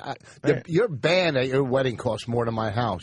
You really did have a fucking Ben Stiller movie wedding. That was unbelievable. His cocktail party was just ridiculous. I thought that was the whole wedding. Well, it was all fun until we got dropped from all those markets as I was planning that, and then I had to go to the wedding planner and say, slow the fuck down. It got scary. Wedding planner? We had Bonnie's aunt. Put us in a hotel with a buffalo. Always. I feel so bad for my friend Rich. I just feel bad. Why? I'm smiling, man. I feel bad. It's a for fake all smile, of us. Rich. We all I know feel that. bad for our whole crew. The whole crew. Our whole crew. The whole bunch of you? A whole bunch. A whole bunch. Why don't we break Let's and take a break. get into some shit? Let's take a long You watch break. football over the weekend, Rich? Break. Some of it, yeah, a little. You see any movies lately? Yeah. We'll do some movies and we'll do some sports now. I'll tell you my best I movie. love to tweet on that. What? No, after the break, you'll tell us your Okay, if I favorite could movie. tease. This is called a teaser. All right, what is the tease? Fucking Winter's Bone. You just gave away the movie. That's not a tease. Oh, I was going to tell him how good it was. And then he says, The Opie and Anthony Show. This is the Opie and Anthony Show. Opie and Anthony. On the virus. On the virus. Sirius XM. An hour I'm talking to him. Patrice O'Neill, Rich Vos. Where's Rich going to be? Because Patrice has retired officially. He's so lucky. But Rich is still on the road. Where are you going to be, Rich? This weekend, catch a rising star? Yeah, Providence, Rhode Island, all right? And then next week in Harrisburg at the Comedy Zone. The Comedy Zone. Comedy Zone. You guys Harrisburg. You guys watch the football? Yeah. I enjoy it. Patrice is a big Pats fan, right? Yes. I am a Patriots fan. My Jets squeaked one out They over the certainly Colts. did. They certainly did. I would love to be uber Jets fan here, but I'm certainly worried, obviously, going up to Foxborough. They're going to lose to the great Patriots and Tom Brady's fabulousness, and they're going to fucking beat the Jets. I mean, I don't want to argue with you about it. Not you, but the Jets fans. It's just going to happen. I'm a little worried. We'll see what happens. They're just better. Bill Belichick's just better than Rex Ryan. oh, yeah. Oh, yeah. He's an asshole. I was reading somewhere. Belichick's just an asshole. And I think assholes... I think half his team hates him, too. Well... I get that feeling like no one likes this guy, even his own players. One of the guys said they asked him a question like, "So how you feel about this player?" He goes, "Feel? I don't know." He said Belichick didn't tell me what to feel yet for these things. Yeah. That's just like that's how he got it. Do you guys bet on? You don't bet at all on the game. I mean, I probably should. I enjoy a little sports bet every once in a while, but I haven't done it in so many years. You put on a Jets shirt on Sunday. No, Are you one of those kind of guys? If you want me to say yes, so you can beat me up. Fine, no, I'm not trying. I'm not about that. I've never been like Jersey guy. Yeah, never. Patriots been dropping 45 points. I understand that. What are they gonna do? And Sanchez has a shoulder that might be a little fucking sore these right now. amazing little white guys that the Patriots have found a way to go back to the early 30s of Old football. school, strapping on leather helmets. These 5'10" They all look like white boys Johnny who Unitas. fucking run. And they got one of the Jets throwaways is on that team, and he's a fucking animal. Yeah. They have a guy that they got rid of before they got Randy Moss, and he's back to like he's a number one receiver. And they got these two little white slot receivers, and they got two young tight ends, and Brady just finds them, and they catch the ball. That's it. I guess that's all you need. They are so basic. And it's despicably basic. And the Saints are out already. They lose to the 7-9 Seahawks. Do you understand? How are you allowed to be in the playoffs when you're a sub 500 team? Hey, I don't man, get that's that. the motherfucking rules. And this guy, Do you agree with that? Marshawn Lynch, right? Had the greatest run I ever seen in a playoff game. I never seen a run like that. The 67-yarder, was it? Brutal. I never even seen no shit like that. I'm telling you, the stiff arm he gave that guy, he threw him into the end zone. He threw that guy away. It was unfucking believable. Mm-hmm. But hey, the Saints had their run. This is the thing, people, and I'd say this to Patriots fans.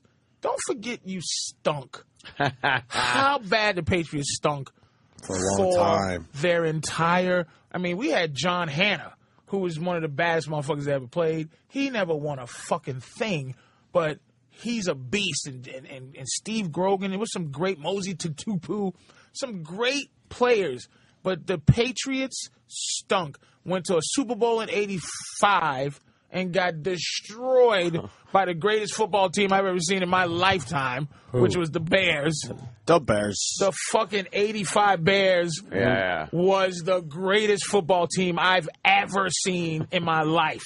No one's better. You don't know this, Rich? '85 is a big year for the Bears. Holy shit. The Super Bowl shuffle? That came out in '85, right? They were so good, you forget that they were... With the fridge and Jim McMahon. 25 years later. Yeah. And then we went to a Super Bowl. You lost a lot of money on that game? I don't remember.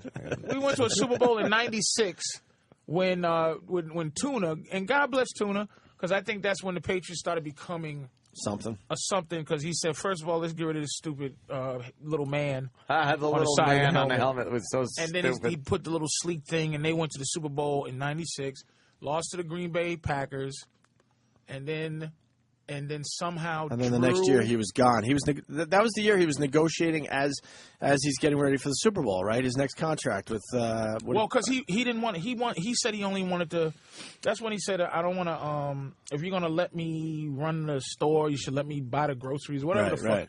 Cook the meal and buy the groceries. But he was pissed off going into a Super Bowl, which certainly didn't help the morale of the team. He wanted to run the show. He was tired of But how about you win the Super Bowl? Because that's pretty impressive, and then worry about that shit. He's not here to win Super Bowls. He won his 2. He's here to fix funky shit.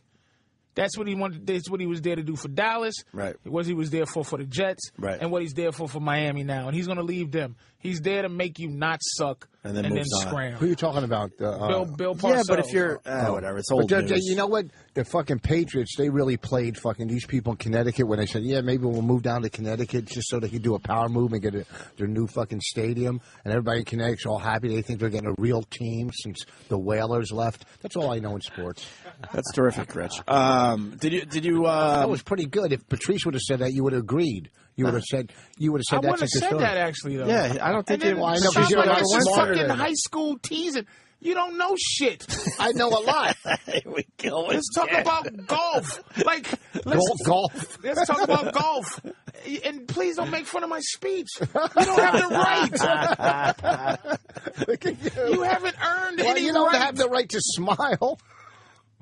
Nothing. What the fuck? I got nicer teeth. Don't fucking. You know what? You know what? This was the problem with you fucking guys. You'll take anybody's side against me. Okay? Never. Oh yeah. Oh yeah. No. Voss, before you become a victim, I'm a Jew. I've always been a victim. You felt. You kind of make it easy. You felt left out of this conversation. I did. I understand. Anthony does too, because he's not really interested. No, but guess what he did? He's just gonna wait until he has something to add. You know what you added? Nothing. You and Opie were talking maybe about I was doing, fine. But there's some people that know football that go, oh shit, it's football time. Let me listen. I know And baseball. then you go, This is football time for some people out there. Then Rich. you go fucking. You say some ridiculous Connecticut thing. Yeah. To just try to blow a hole in the shit so you can get back in. Yes. Oh, okay, listen. Just stop. You're not a victim. Give us 5 more minutes and we'll go back to garage sales or something. We'll talk about the Antique Roadshow for you. You fucking old fuck. He turned us into poor Voss. Right. And I don't. But here's what And I don't even know. He wasn't getting enough airtime. Motherfuckers like Voss. Here's what bugs me. I don't care about airtime. Here's what bugs me about Voss. There's people in my life who they have no just small worldliness about everything.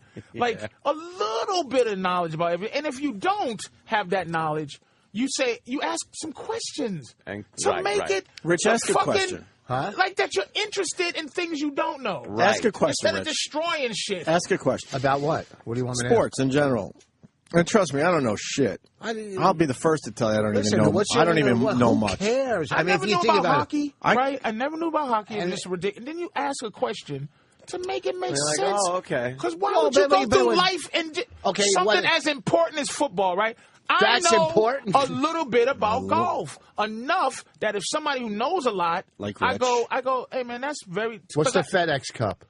That's a dumb question. That's trivia. That's not trivia. That's the biggest thing in golf right now. That's the biggest thing in golf. What's the Lay's potato chip bowl in football? Like, that's a stupid question. That's Notre Dame and Auburn. No. That's what I'm saying. You just scared the shit out of me. The basics of golf, I don't play it, but the basics, I can go, okay, I get it. Yeah, it's like saying, like, what's a birdie they're talking about? A birdie. Yeah, what birdie. Is that? I know that. Like, yeah, he knows that. Yeah. But that's a question like somebody that doesn't know would ask. Well, stop. Patrice is right that I just jumped in with just to get in. Okay, he's right about that. But what I did say is thanks for the validation. No. Calm down. It is a known fact that no, we're talking. You know what? This is what you're wrong. You were talking about what Belichick is, but I was saying how the organization fucked Connecticut. So that was relevant to the conversation. I will have to defend Rich on this point. Unfortunately, see, I am coming to your side. Because the FedEx is a big deal now in golf. Okay, no, let's get back to it. It's not like one tournament. What's the Masters? Like, for a person who don't know golf, Masters, it's a silly question. That doesn't, it's arbitrary. I'm talking about the game of golf that everyone plays and not just... so what do you want to ask? There are rules. Well, the Masters is a big question, too, because there's only 4 majors, so that's kind of a big deal, too. That's trivia for... We're not talking trivia. We're talking about basic. Yeah, like, hey, what sports happens knowledge? If your ball lands on the cart path? Like, what happens if your ball is on the cart path? What do you do?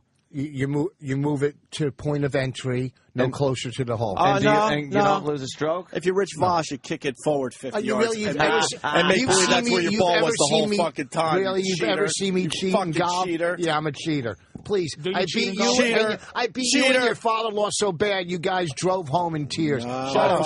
Shit, close. And he wants a rematch. Please. Shit. He wants a rematch, This is some old personal shit. He wants a rematch. And now I might have to apologize to Rich. Okay. This could be vengeance because of what he did to your family. Really? People from Philly have a lot of pride for some reason. He's bragging about, my father-in-law. He gave you a good run. He gave me a good run, really? You know what? He gave you a good run. You know what? A lot of second-place teams give the first-place team a good run. Okay, we're going to have a rematch in the spring, sir. Nobody remembers the guy in second place, all right? The spring hell. Want to talk about lost balls, then? Huh? Lost balls? What about lost balls? Oh, here it is. This is all right. I have to say sorry, Rich. I have to apologize. We all know Opie to have vengeance in his heart. Fucking Rich starts around. He hates Rich from that whooping. Oh, yeah. And Rich probably talks shit to the family. Absolutely. He dismissed the family. In all fairness, it's fine. It was a great day, and we're going to have a rematch. But what I want to say about Rich is he'll start a hole with a brand new shiny golf ball, and he's putting with something that looks like it has tumors by the end of the fucking hole.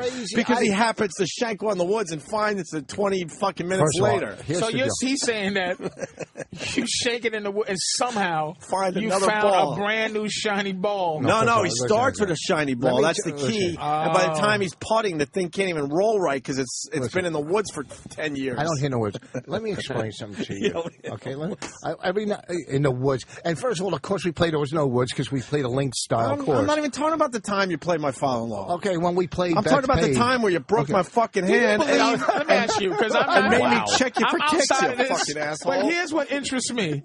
I believe you to be a cheater. No, I'm fine. I bet you. No, I guarantee. I bet you Vos has cheated in golf. No. How about when you play by yourself? You've never cheated when you play by yourself. No, there's no reason to.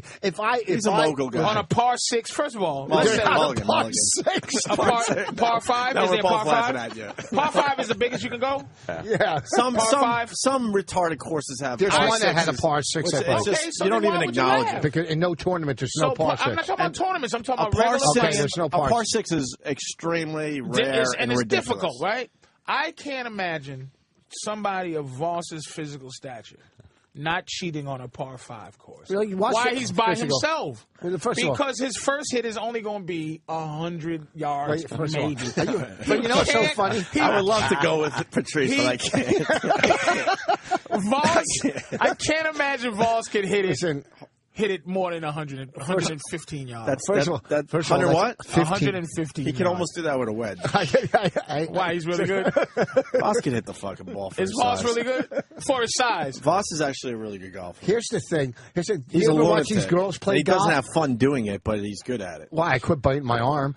These girls, they're this big. These little Asian girls, they hit the ball 250 yards. It has nothing to do with size. It depends what club and what, you know. Yeah, if the wind's at my back. All right, then you got the power of a little Chinese girl, then. Damn straight. You fucking stink. You suck. Let's get back. Let's get back to football. Patrice, did you hear the announcers in the Saints Seahawks game with the guy with the lisp? Should have told the guys ahead of time to get the fucking audio. The guy had a lisp the entire game. Well, but if you didn't see it, then this is meaningless. But a lot of people picked up on it. Yeah, I don't know who was he. Must have been the announcer for Seattle. I believe he was, and they gave him the shot at prime time, and he has a lisp. What was his last name? Vos? Oh, little self-deprecating humor. That's what I'm trying to say. Kind of like it. Did you see the Eagles game? Yeah, I did. But I knew Vick isn't as good as he thinks. Let me tell you something, man. Vick. I've noticed that the last few weeks. I would tell you what happened to Mike Vick. Yeah. He started getting comfortable that white people like him again. Yeah, he wanted that dog. He said he wanted a dog, and everybody started remembering. You can. I told you. I don't know. I think I told somebody. I might have been on this show. Yeah, I think it was. It was the interview. I could see the interview. It was when he scored. See, when he first came back, he would score a touchdown and then hand the fucking ball to the ref. He did like good Negro shit. Fucking dance. No dancing. No celebrating. Here you go. No fucking talking shit. And then it's after that Monday night game, when white people liked him again, you could see the swag come back, and you could see him start to feel like I think I could start doing some black shit and be cool with it. And he stopped this. See, why they was jerking him off is because he had. Here's what they turned him in. See, what they would rather have in the NFL is Tom. They don't want a nigga who can run and throw. They want a white boy who can throw and run. You feel me? They want fucking Tom Brady to be able to run. That's their dream. So Michael Vick was doing it that way for a second. He was thinking throw. Look at how he keeps his feet up and how oh my God. And then he runs if he just has to. They don't like these scrambling niggas. They want, and he became a scrambling nigga again. Just start running. Yeah. And they don't like it. They don't. They do not like it. And that's what he became again. He stopped being like this pocket passer that Who they doesn't wanted him like to be. it? The white world? Yeah. Because it's something they can't do. They love Steve Young. Steve Young is a Hall of Famer. Steve Young used to run all the time. His best highlights are this fucking asshole running. Yeah. But it's like Fran fucking Tarkenton. Never ran. That's all he did was scramble. Yeah, he scrambled? Yeah, he was a scrambler. Whoopsie. Yeah, I don't remember. That's why he can't fucking walk. He was a scrambler, and I'm not saying that's bad. But as soon as you get fucking Michael Vick or Vince Young and then Donovan McNabb, this is why they never like Donovan. Because then you get these black quarterbacks who can run. But then the white announcers is like, oh, he's a scrambler. He gets hurt, busts his knee, and he stopped running. And it's almost like he enjoyed it so that he can prove that he can be smart like a white quarterback. Like, if you can run, fucking Not just run. using brute strength to run. Look it. I'm not just a gorilla throwing trees. I'm a runner. I can think. Like, that's more shit with white people in your head. Like, use your skills and do the right thing. Yeah. But he went back to scrambling and went back to bad mechanics because he was good. He was getting good. A perfect weapon will be Tom Brady, who can fucking run, or Peyton Manning, who's not a statue, and he could just run if shit gets fucked up. That's some dangerous ass shit. But Michael Vick won't. He could throw a fucking football, though, Vic. He's a beast. He just doesn't have the greatest aim. He can't, like... His mechanics are horrible, but how he throws the fucking football is insane. But Vos has a question. Can I ask you? Yes. Okay, now, of course, you want a quarterback that can scramble and run, like you said, Tarkenton. Yes. Okay.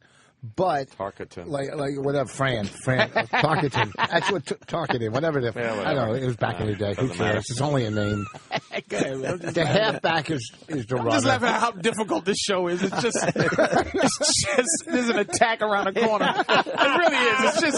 It's nerve wracking. It really Why would anybody want to come on this show as a guest? I couldn't sleep last night. It's nerve wracking. This show really is. You can't say anything. There's a bugger. I had to take around the corner to go to bed last night. I'm having fucking anxiety every time. So we all know Vos has a speech impediment. And he says Tarkenton, but that's his. It was close enough. But we all for any other radio show in America. We all speak fluent Vos. Yeah. Just let him have Tarkenton. I know. Tarkenton. I don't know. But it's just what's his question? Tarrington. What's your question? Okay, obviously, it doesn't. Obviously, you want a quarterback. Start Tarkenton. What's your question? Okay, history. Obviously, you want a quarterback that can run, do everything, but basically, it's a team. This is what you do. You don't want a guard that could whatever. A guard is supposed to block for the court. You know what I'm saying? Everybody has the end isn't supposed to be able to throw the ball. He's not supposed to come around and what's the fucking question, man? The main thing a quarterback's supposed to do is run the team, be smart, and be able to throw the ball. That's the main thing, right? Actually, not really. The quarterback is the most important. That's what I just said. Run the team. But I'm saying if things break down, okay, or if things don't break down, and you have a quarterback that can run like a running back, fucking what's the difference? Now, you know who I used to play football, so it's like you block for somebody who's fearless. Like you want to block for a motherfucker that you know is going to help you win games. So if Michael Vick is running, you know he's a trooper, you're going to block for him. So you can't put that on the guard. You can't, because that's why they call them skill positions. Skill positions are the motherfuckers that improvise. Me, I'm 6'4", 400 pounds. I don't fucking improvise. No, you drive yourself right into somebody. I go hut, and I block that cocksucker in front of me, that other 700-pound dude. And then the skill positions make sure that... What position you play? I played tackle both ways. I played halfback, man.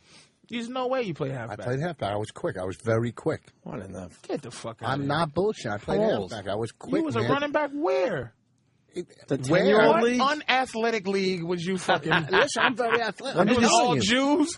Yeah, it was, it was all Jew kids. Can you imagine? The JFL. The JFL. Where everybody's an owner. There's no players. Should have went with the KFL. Oh, man. That's funny. 22 people on field negotiating. Nobody will hit you because they're scared. They want to hit you. When he goes, blue, I think I went red. Oh, shit. Oh boy. Did he I don't know. Did he ever get to his question? Yeah, he asked it. Oh, I tapped out a while ago. It was really a statement. But, okay. you know. All right. But we speak fluent Vols. Did you think the Eagles should have got past the Packers? Not the way they were playing, no.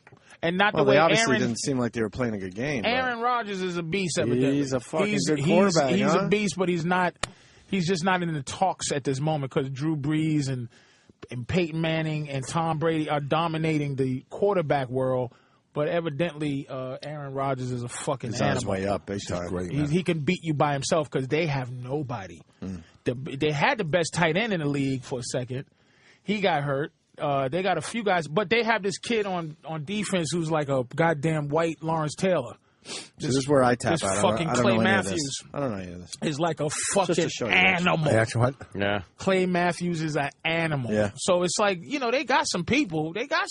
But, I mean, who they playing? Atlanta? They're going to get beat by Atlanta. Atlanta's animals. It's going to be Patriots Atlanta if everybody does what they're supposed to do.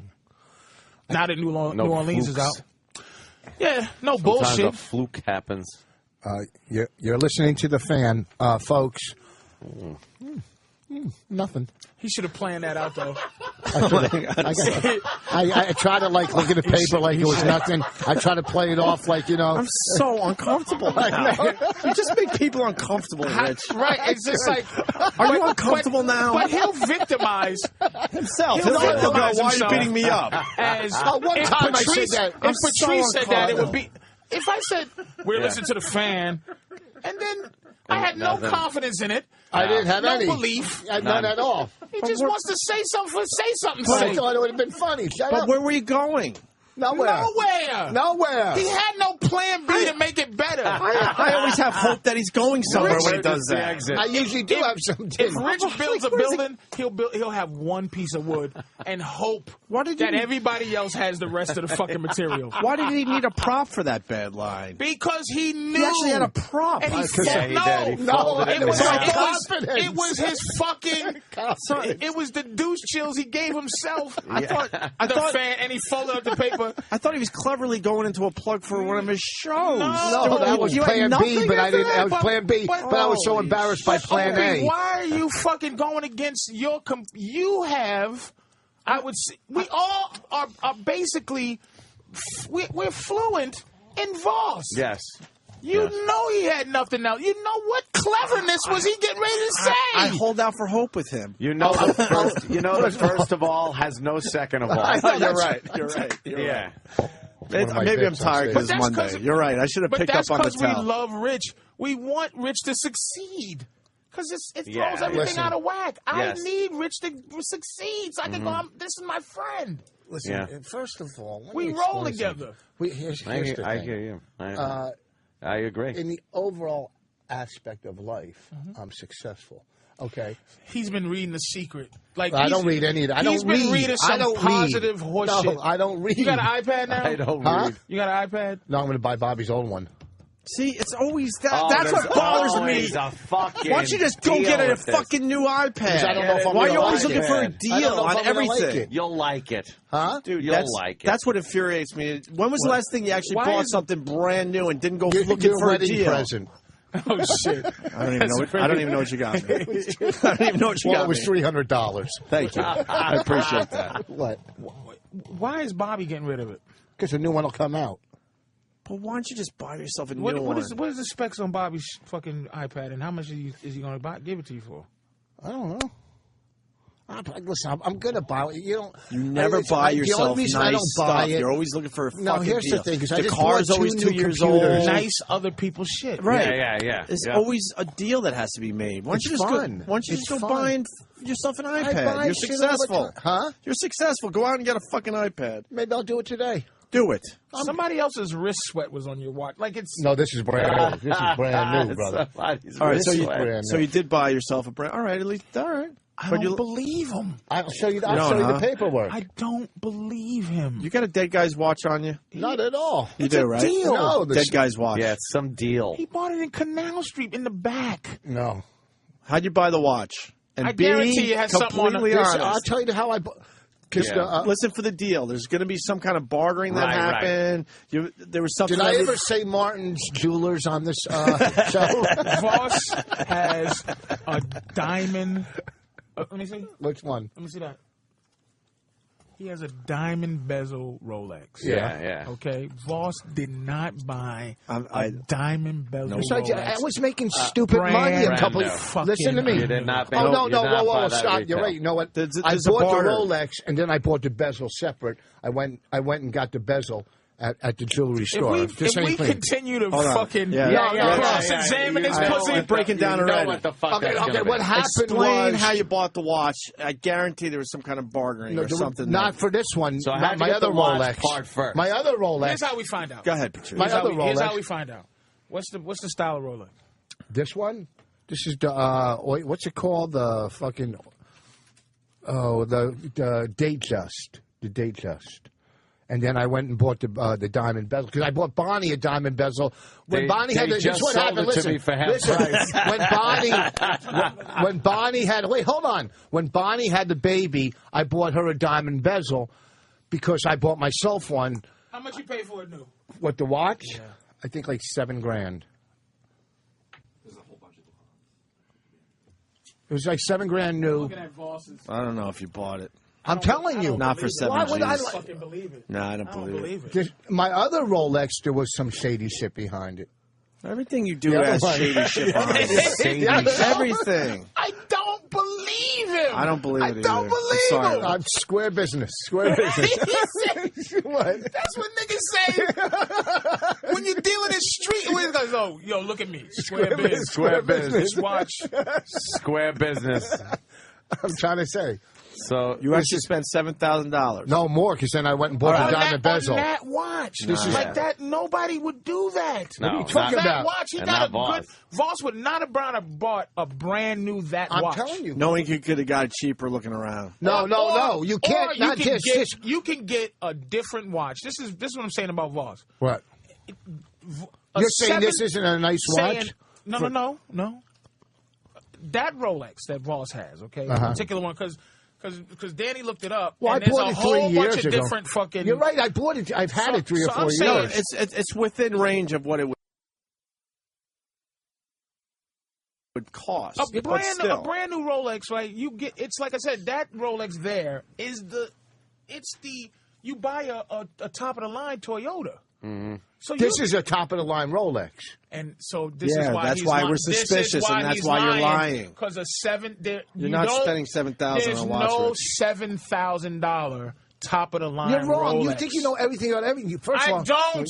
But a top of the line Rolex is more than $7,000. First of all, you can get a Rolex for $150,000. Then don't say you bought a top of the line Rolex. Right. I bought a $7,000 Rolex. So compared to the $4,000 Rolex, it's the top of the line. He bought he bought that Boxster. He bought the Boxster. He bought the bottom of the line. When he could have gotten the top of the line. You could have got a top of the line. God, he just doesn't shut the fuck up. You could have got a top of the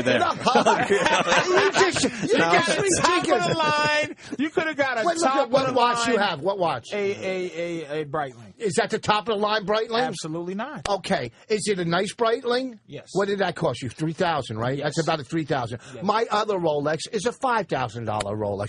This is a $7,000. Maybe one day I'll have a $12,000 Rolex. Because we don't. But here's the thing: a very good Rolex for cheap. Yeah. No, I didn't buy it for cheap. I bought it for what the. Not only that, I bought this. None of us believe you. Yeah. Listen, see this and right here. Did, see this shit if you right did, here. It'll be the first time you've actually bought something your from Diamond the store. Star of David. I bought this shit in the Diamond District right here, right? Mm-hmm. That's where you get deals and shit. You know the deal in the Diamond District. This I bought from a jewelry store, so it wasn't. There's no bartering. There's no. I mean, maybe a little. Hey, do this, do that. Take a couple. But this was, I think, a $9,000 watch, and they gave it to me for $7,000 because I might have plugged them on radio. I don't know, somewhere. I might have put their name on something. Who knows? But that's what we're getting at. There's always something going on with you. So that was the deal? No, but I didn't do it with this I think one. it goes deeper than that, but at least he's admitting that much. All I know he'll is admit more. Yeah, he didn't just walk in and go, I want that.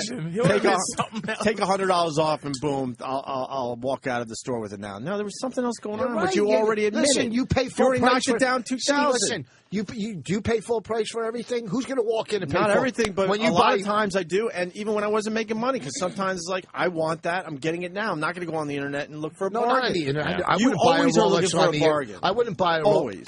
It's not the bargain, it's the fun of negotiating, man. It's not the bargain. I pay full price for almost everything. Really? Yeah, I was like, is that what it cost? All right, I'll take it. Yeah, that was too much work. That was too much work, and I'm talking about before I had money. This fucking Saigon? Well, first of all, you can't barter for certain things that you buy. You know what I mean? That's true. Okay. Do you walk down Canal Street ever? Never been. For What's on Canal Street? All right, I'm just I don't go to Canal Street. No, it's the drug addict mentality. You don't get it, but you like to negotiate, or you like to fucking. No, it's a pain in the ass. It's not a pain in the ass. Rich, like when you're worth millions of dollars. So that's not the point we're making. Thou protesteth too much. So it's not the point we're making. What we're going back to, he's actually making that point. Is that he got it on a deal? Yeah, everything's a deal. But it wasn't brand new out the fuck. I'm gonna tell you why. It was brand new. It's brand new. Rolex dealers can't They can't fuck with a price. They don't fuck around. You can't fuck with a brand new Rolex price. He yells, so he's got to be right. They don't need to do that. When he yells, he's got to be right. You're 100% wrong. It could be the last year model. They don't, because Rolex holds their price forever. So you buy it for 20, you sell it for 20. That's not true. They don't hold their price forever. They do hold their price. No, they don't. Go online. I got the GMT or whatever Rolex that is. All right. And here's I'm not another going thing. What? Look, I know that I have the Breitling Avenger. Okay. Why I know that? Because I brought a $3,000 watch, and I'm like, what the fuck is this? He bought a $7,000. I think that used to be $9,000. Scootily. It's like, will you stop it? Just fucking stop it. Have you ran out of things to say when you're going to attack my watch? No. Have you ran out of now this is more diversionary tactics. Is there an extra letter on that watch? There's an S. It's a Rolex's. Right, thank you for getting it. Is there an extra letter? Now we're doing stock. It's a Strolex. Is that a stock? All right. Oh, my God. I like that. Oh, Jesus. You don't come to my watch. But at least you admitted that you got $2,000 off the watch. Whatever. I don't know. By but doing some hoodly-doodly stuff. All I'm saying is that's fine. That's your thing. You like to bargain and go online and find deals. I get that part of it. Hold on. But you do that with everything, and that's the problem we have. Go and buy an iPad. They're not that expensive. Wait, first of all, you have a lot more problems in this authority, but my spending habits aren't a problem to you. Okay, excuse me. Holy shit. Yeah, but your lung cancer certainly is a problem. I hope it's not contagious. I got some of Anthony's hair in my mouth. Okay, here's the thing. I spend money. Damn. I'm far from cheap. Okay, last night we went out for dinner, just dropped $150 for nothing for the kid. What was the deal you made with the fucking restaurant? No, we went out. Why would he say that? That's a gentleman's price. That ain't shit. $150 without alcohol. How many people? 3. 7. No, me, Bonnie, and the baby. But we were going to just go get some, light sandwich because we're going to a nice place. If it was McDonald's, then we'd be impressed. What kind of restaurant? You can't get out of a restaurant for less than $100 for 2 people. And I love the free breadsticks. Okay. The Olive Garden. Where'd you go? Voss, where'd you go? I don't know. The fucking concierge sent us somewhere. What the fuck? I have what a concierge. Type of food? He doesn't the concierge. know. He doesn't Italian. know. Now, it was Italian. Can we agree that we will not allow him to say he doesn't know any of these things anymore? Like, hey, where'd you go to eat? I don't know. What's your watch? I don't know. Like, what's going on? Yeah. What's the name of the fucking restaurant? A fucking Italian restaurant down the street from the hotel. Who cares the name? It was good. It was good. Anyhow, what I'm trying to say, let's get back to my point. Let's get back to my point. Hold on. Here's my point. We're done with your point. I'm not cheap. Voss always talks like he's trying to talk his way out of a speeding ticket. I got a ticket. No matter what, you go, hey, Voss, how you doing today? Why would that? Why does it matter? You know what's fucked up about Long Island? I was driving to my gig the other night.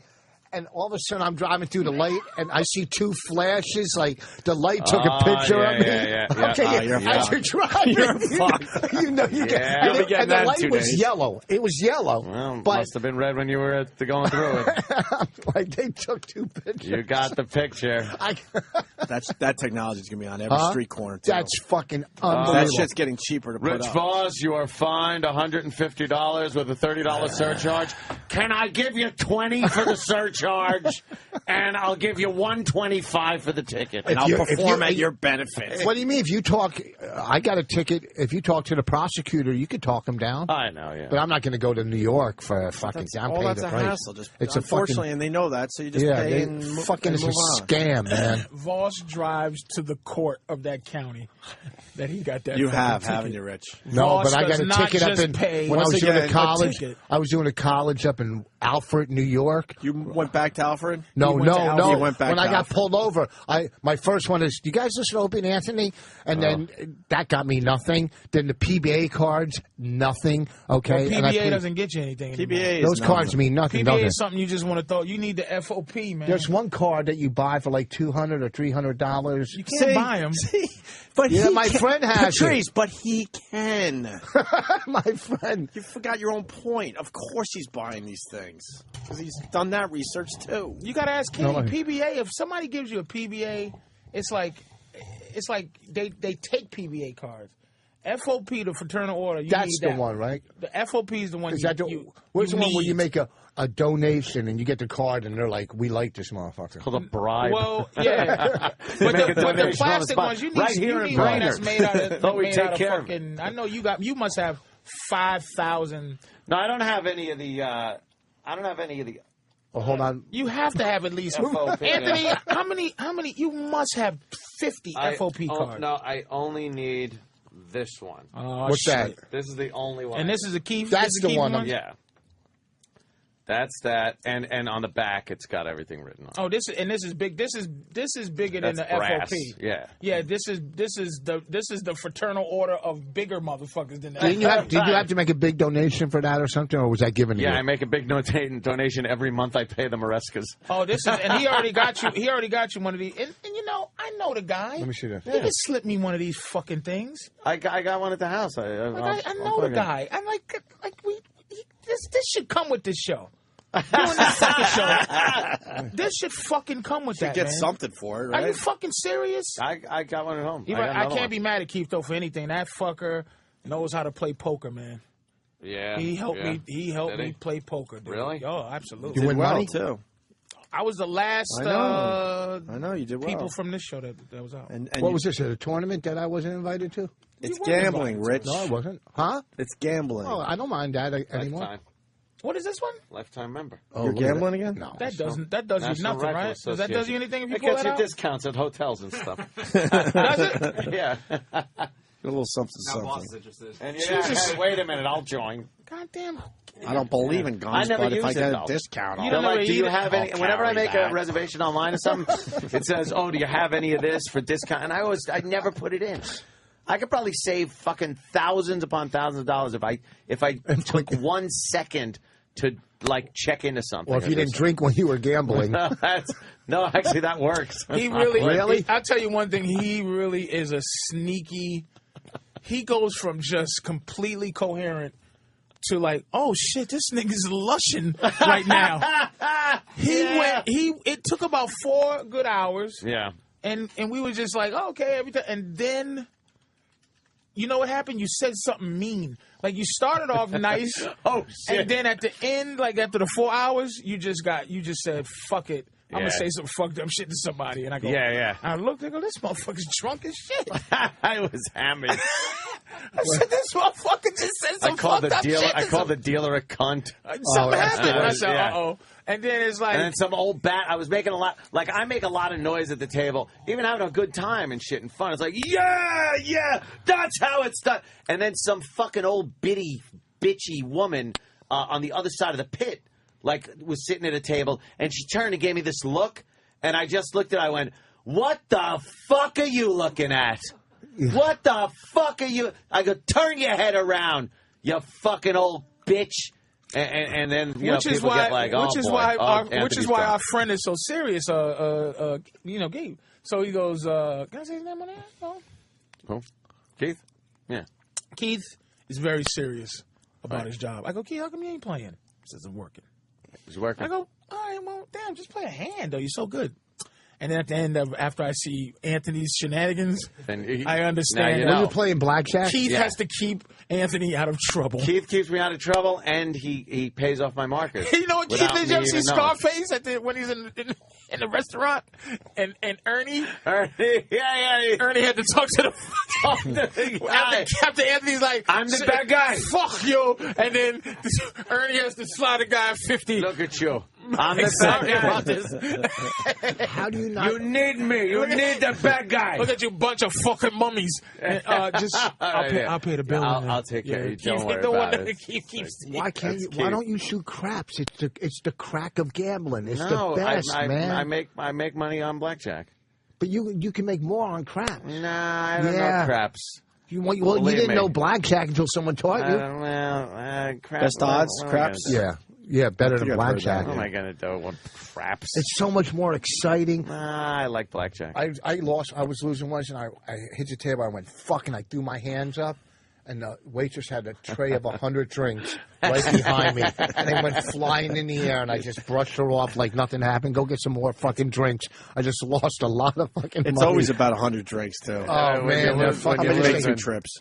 When you're losing, it's just like, don't give me shit. I don't want to talk to you. Fuck you. But he should be able to act like an asshole with the action he's throwing down. That's true. Why does it matter? There should be an asshole casino. You know they got high roller rooms? They should have an asshole room. Absolutely. Where you're allowed to call the dealer a cunt. You're allowed to fucking curse. You could throw shit on the floor. Like, that's what you're buying by fucking going into this high roller. It's the nasty high roller room where you could just go, you fucking piece of shit with these fucking blackjacks you're dealing yourself.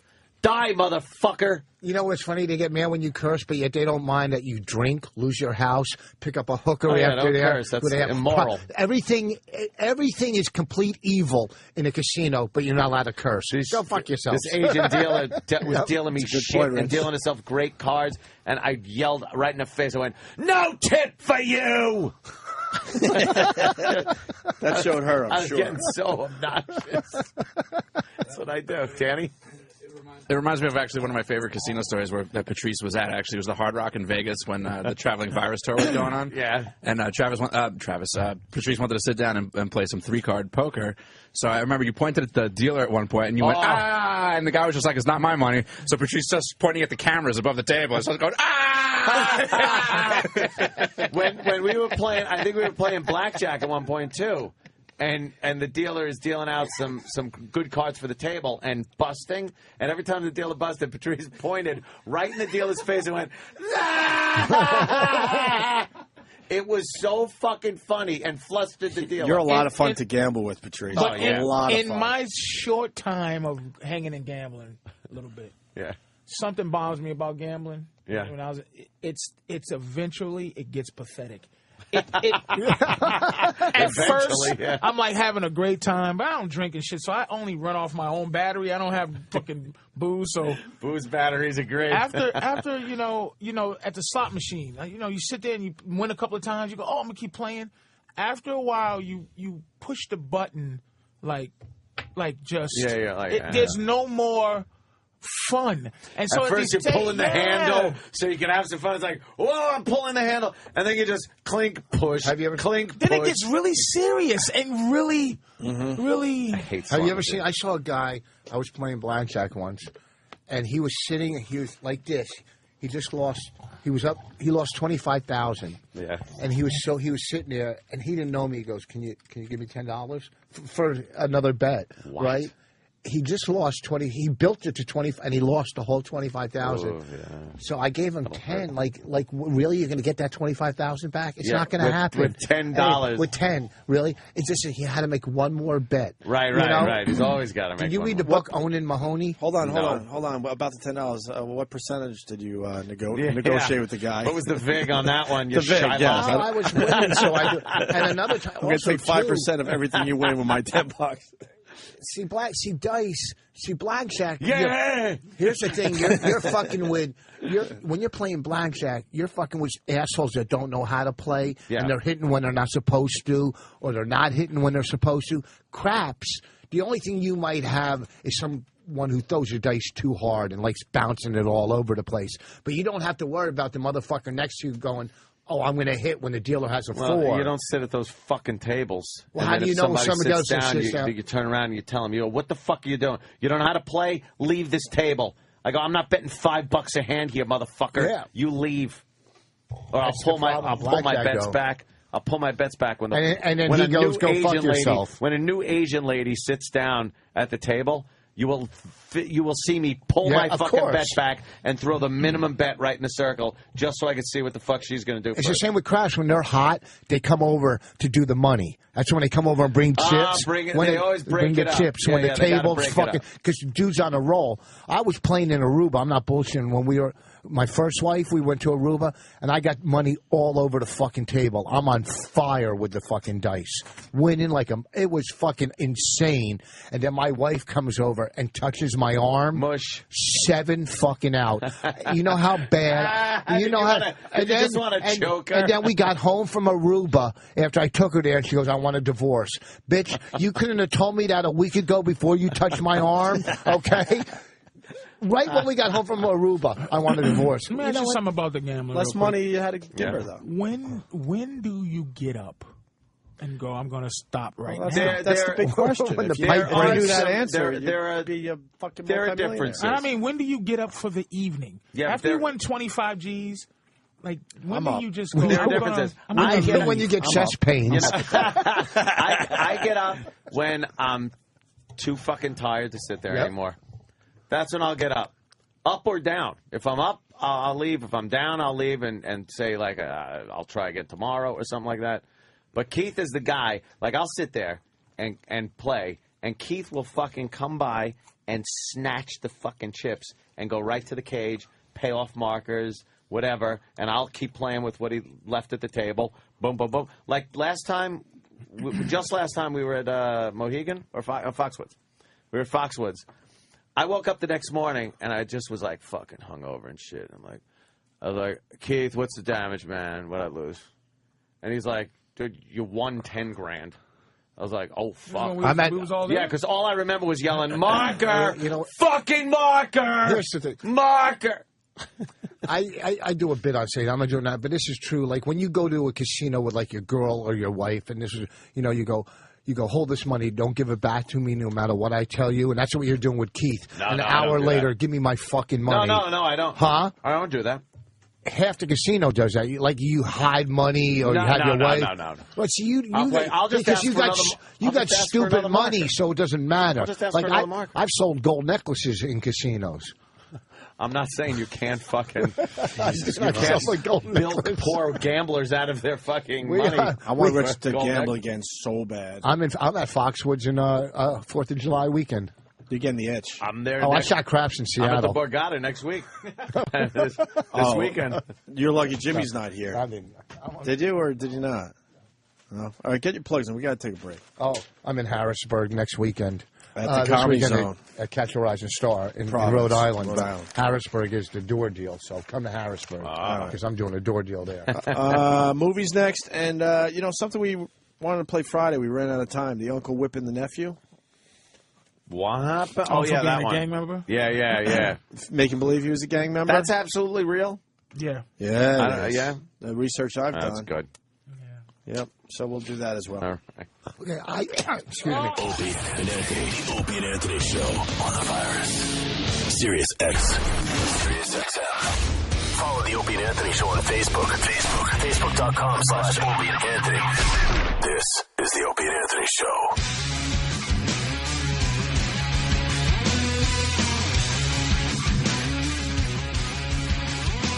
Opie and Anthony, Patrice O'Neill, Big Mama Prods on Twitter. Your girl's tweeting, I think, there, Patrice.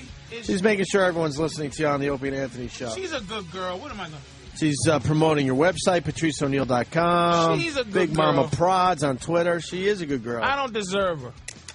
I don't deserve my girl. She's a good. I turned a hoe into a housewife, but she's a good girl. She's a beautiful woman, man. She really is beautiful. She's better than I deserve.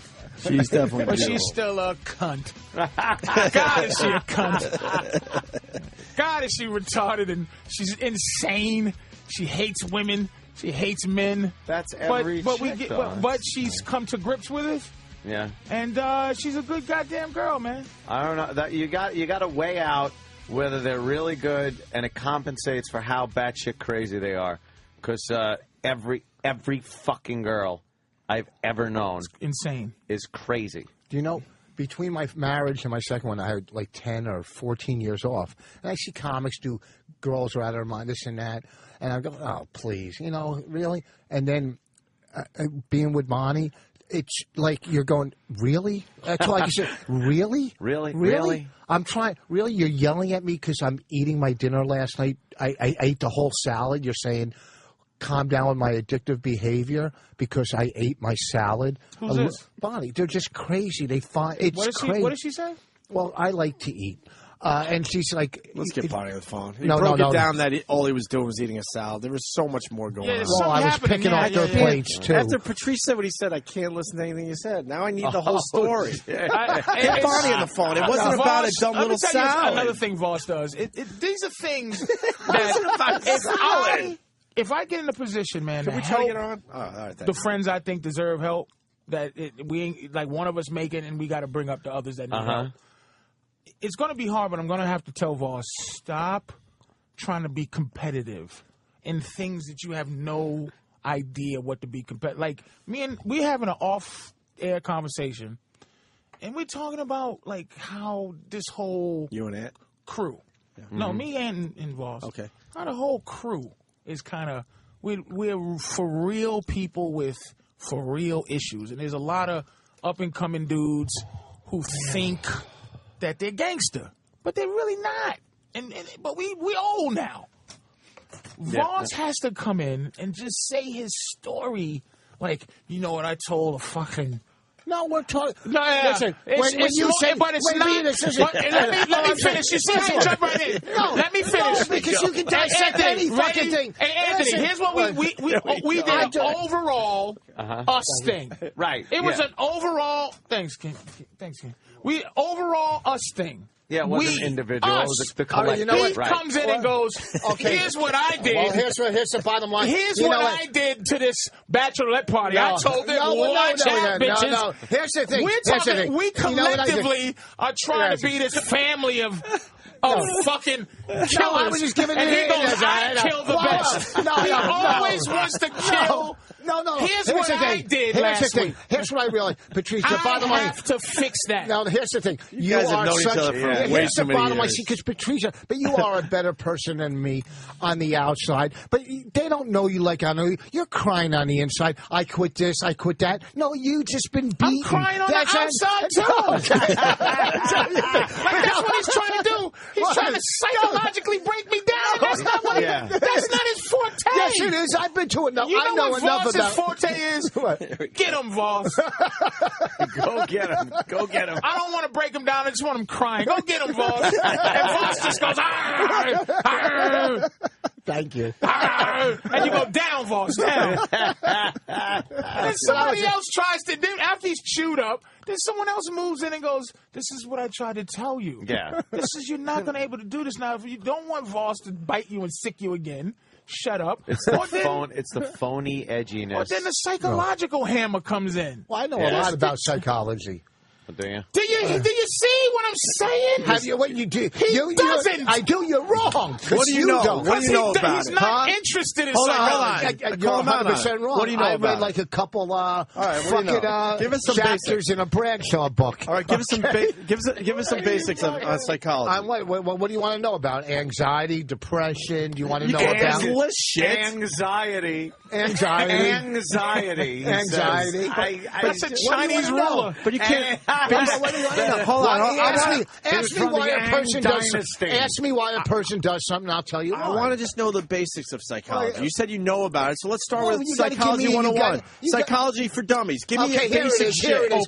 Basic shit. Stop. Let me know, Basic Opie. shit. Wait, let me answer the Opie, question. wait, let me just say to Opie, what you're doing is not fair, and I'm going to tell you why. No, Why? Here's why I'm saying what I said earlier. What? You see how much... There's no one that can answer that. When you ask somebody somebody right a question, now. what's the basics of psychology?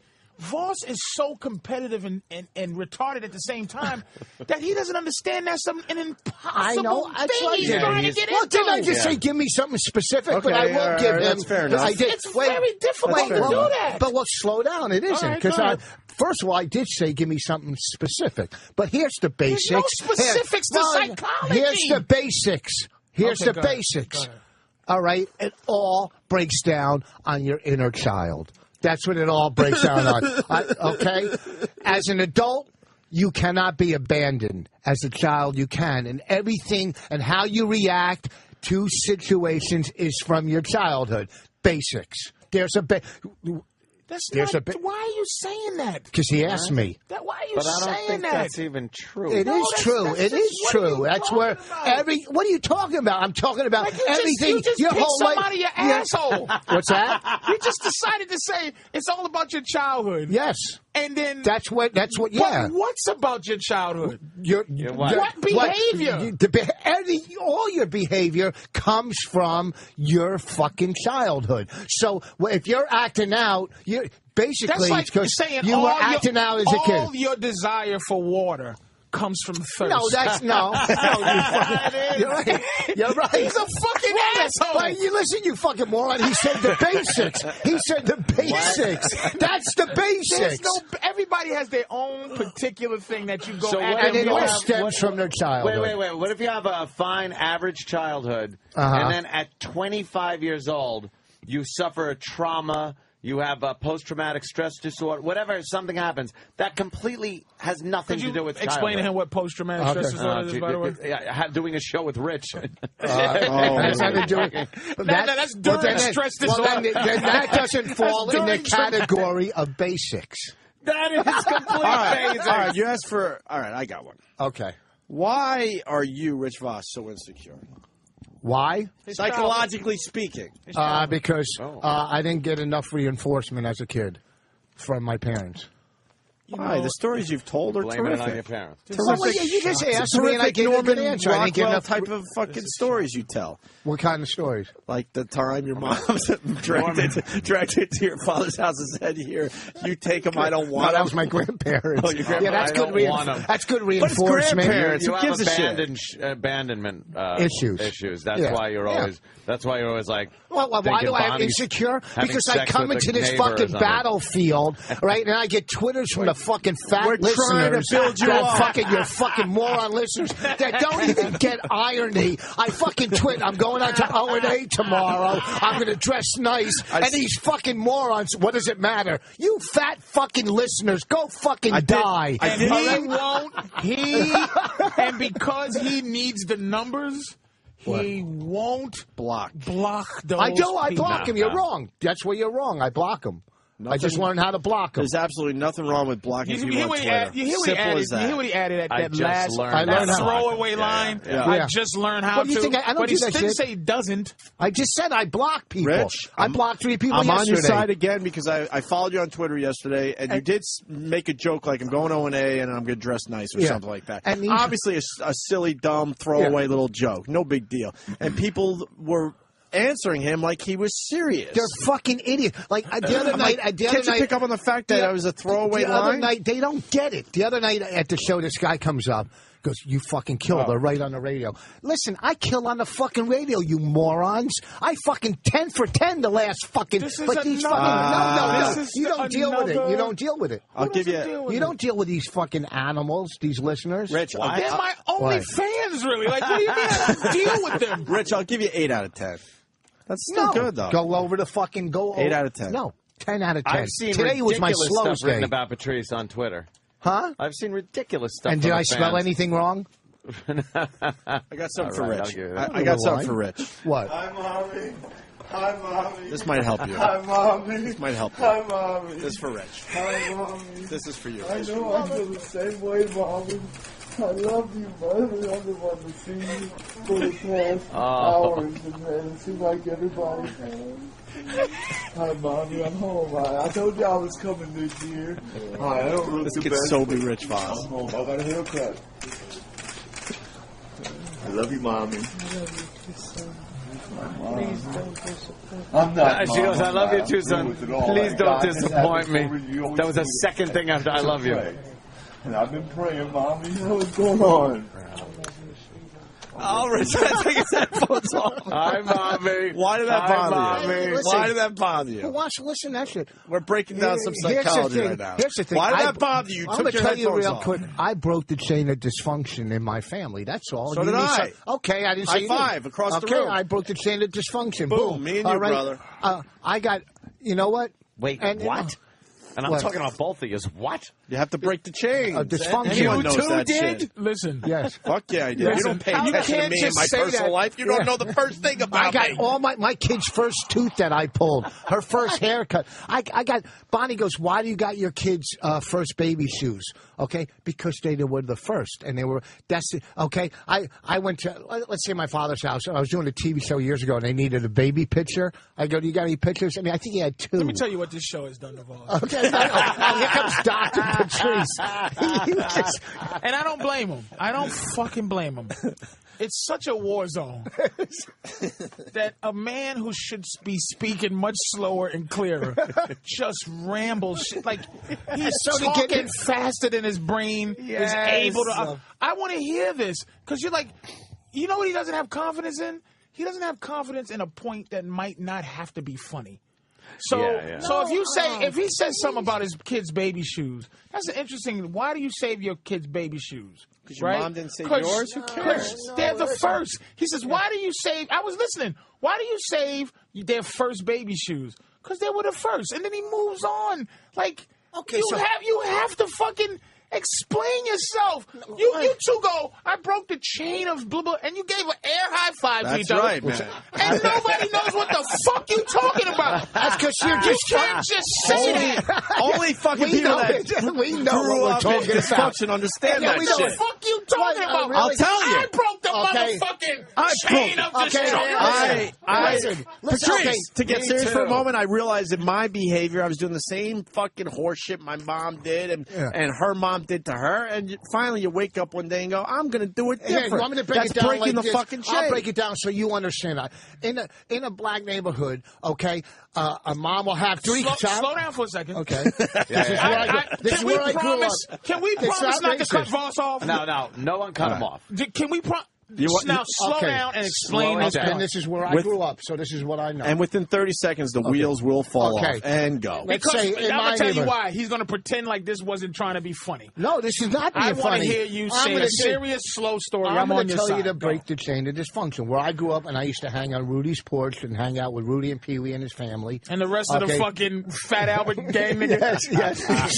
You can't fucking asshole. Go ahead. You hung out with Rudy on the porch. Rudy and Pee Wee and the family. And fucking Theo. And fucking and Rufus, Claire, and I get it. Go ahead. Okay. So and Mushmouth.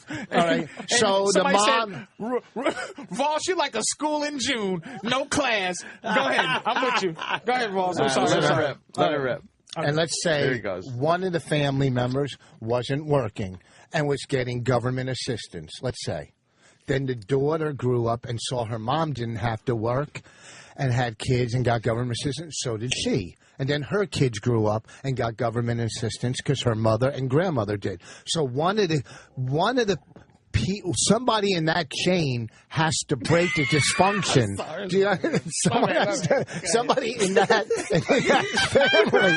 Do you know what I'm saying? What I'm saying is, bad, bro. You know, but you're the fucking, you're the worst. Boss, on your side again. You set fucking Rich up.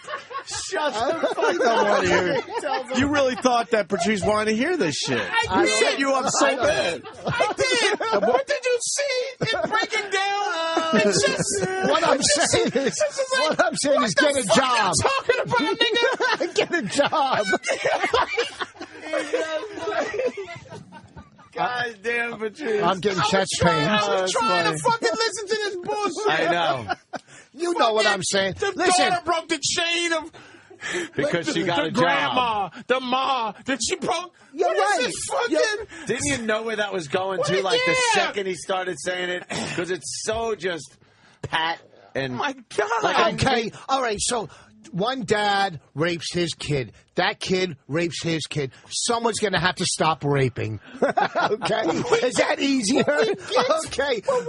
Dad was a drunk. The kid was a drunk. His kid was a drunk. The next kid said, I'm not going to drink. That's breaking the chain of dysfunction. This is a duck that doesn't fly.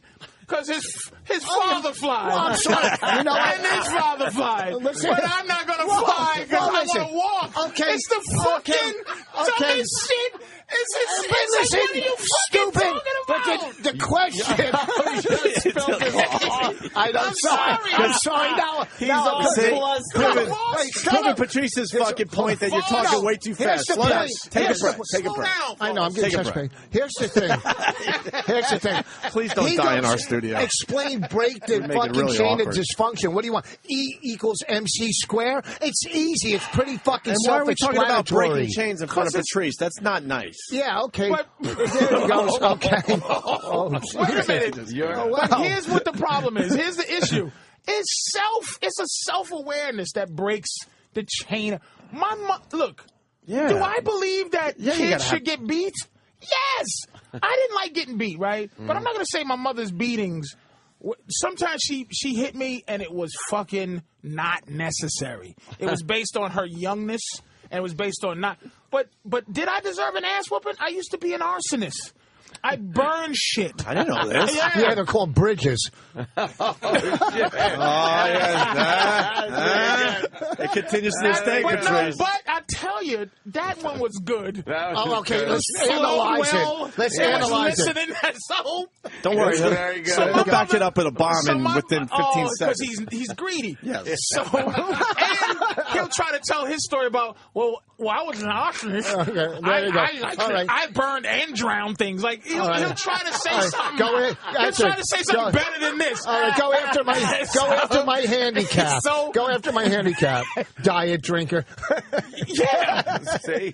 So I want to know about you being an arsonist. I used to just love watching shit burn. Well, a lot of us did when we were growing up. But I burned, Did you go in the woods and burn some shit a little bit here and there? Yeah. All right, then why was it a problem? Hold on, why was it a problem? Why was it a problem? Yes, because I think a lot of kids go in the woods and burn some shit, and hopefully it's a controlled fire.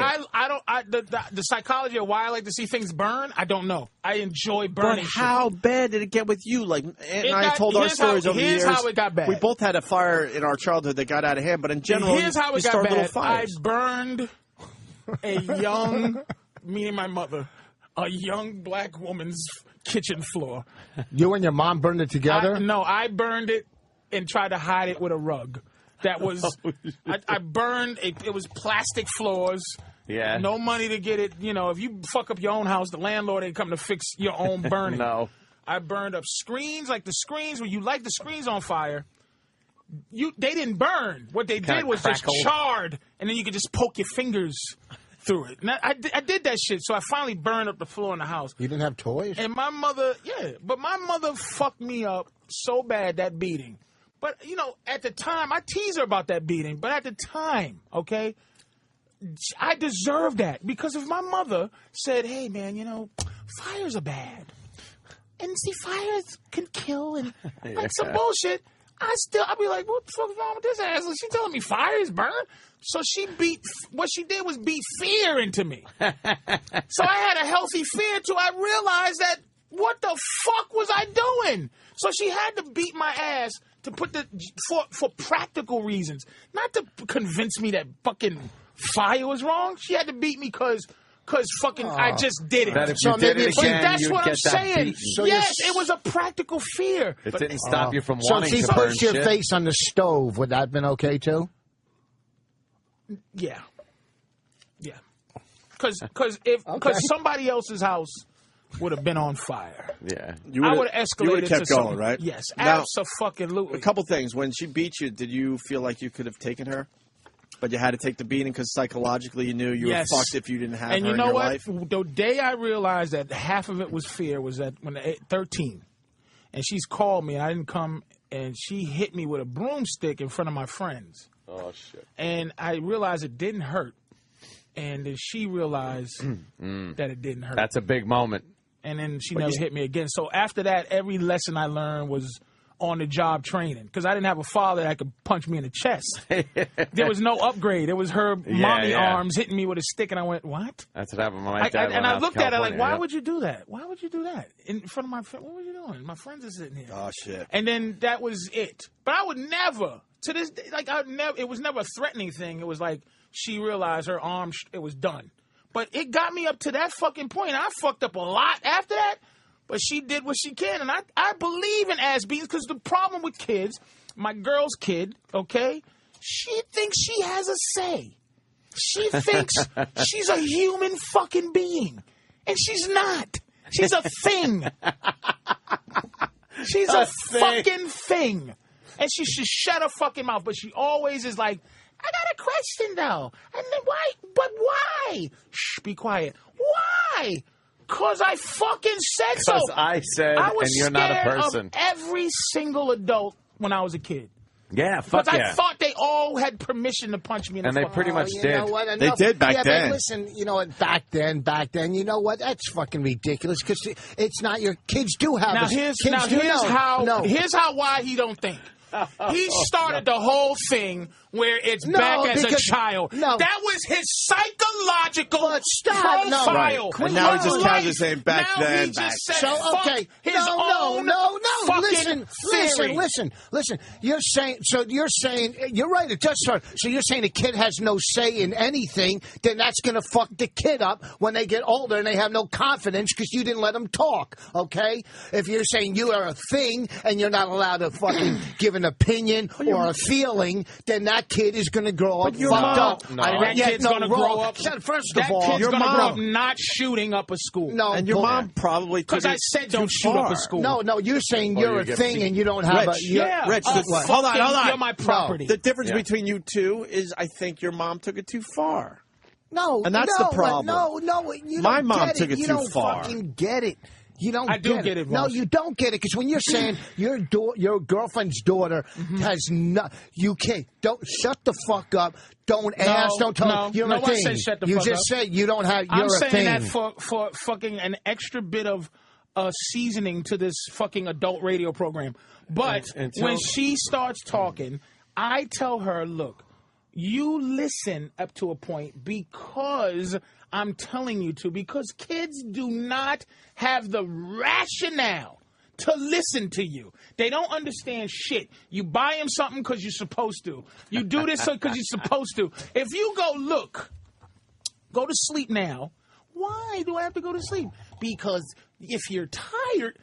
Because I fucking said so! That's so true. The fuck is wrong with you, That's Vos? obvious. No, that's why you obvious. only have girls, too. You got weak sperm, too. You don't got no boy sperm. You got no You got kids. little girls and shit. Because I pull out. I like it on the chest. I pulled out and she put it back I don't want my son to go through what I went through as a fucking... He's breaking the chains. And I don't want no daughters. He just broke the chains. Because my daughter probably... God will curse me. My daughter have 10 pussies. On her shoulder and neck, and they're all work. All being used at the same fucking time. Just because I've been so horrible to women and shit. That's great. Patrice, by the way, getting back to the arsonist thing, I always thought you were a good actor, but I guess not. Arrested Development, you played an arsonist. Oh, yeah, from the little fucking... See, I remember that fucking show. I love that fucking show, and you were part of it. What'd you burn down, the banana stand? The banana stand. Yeah. Right. Yep.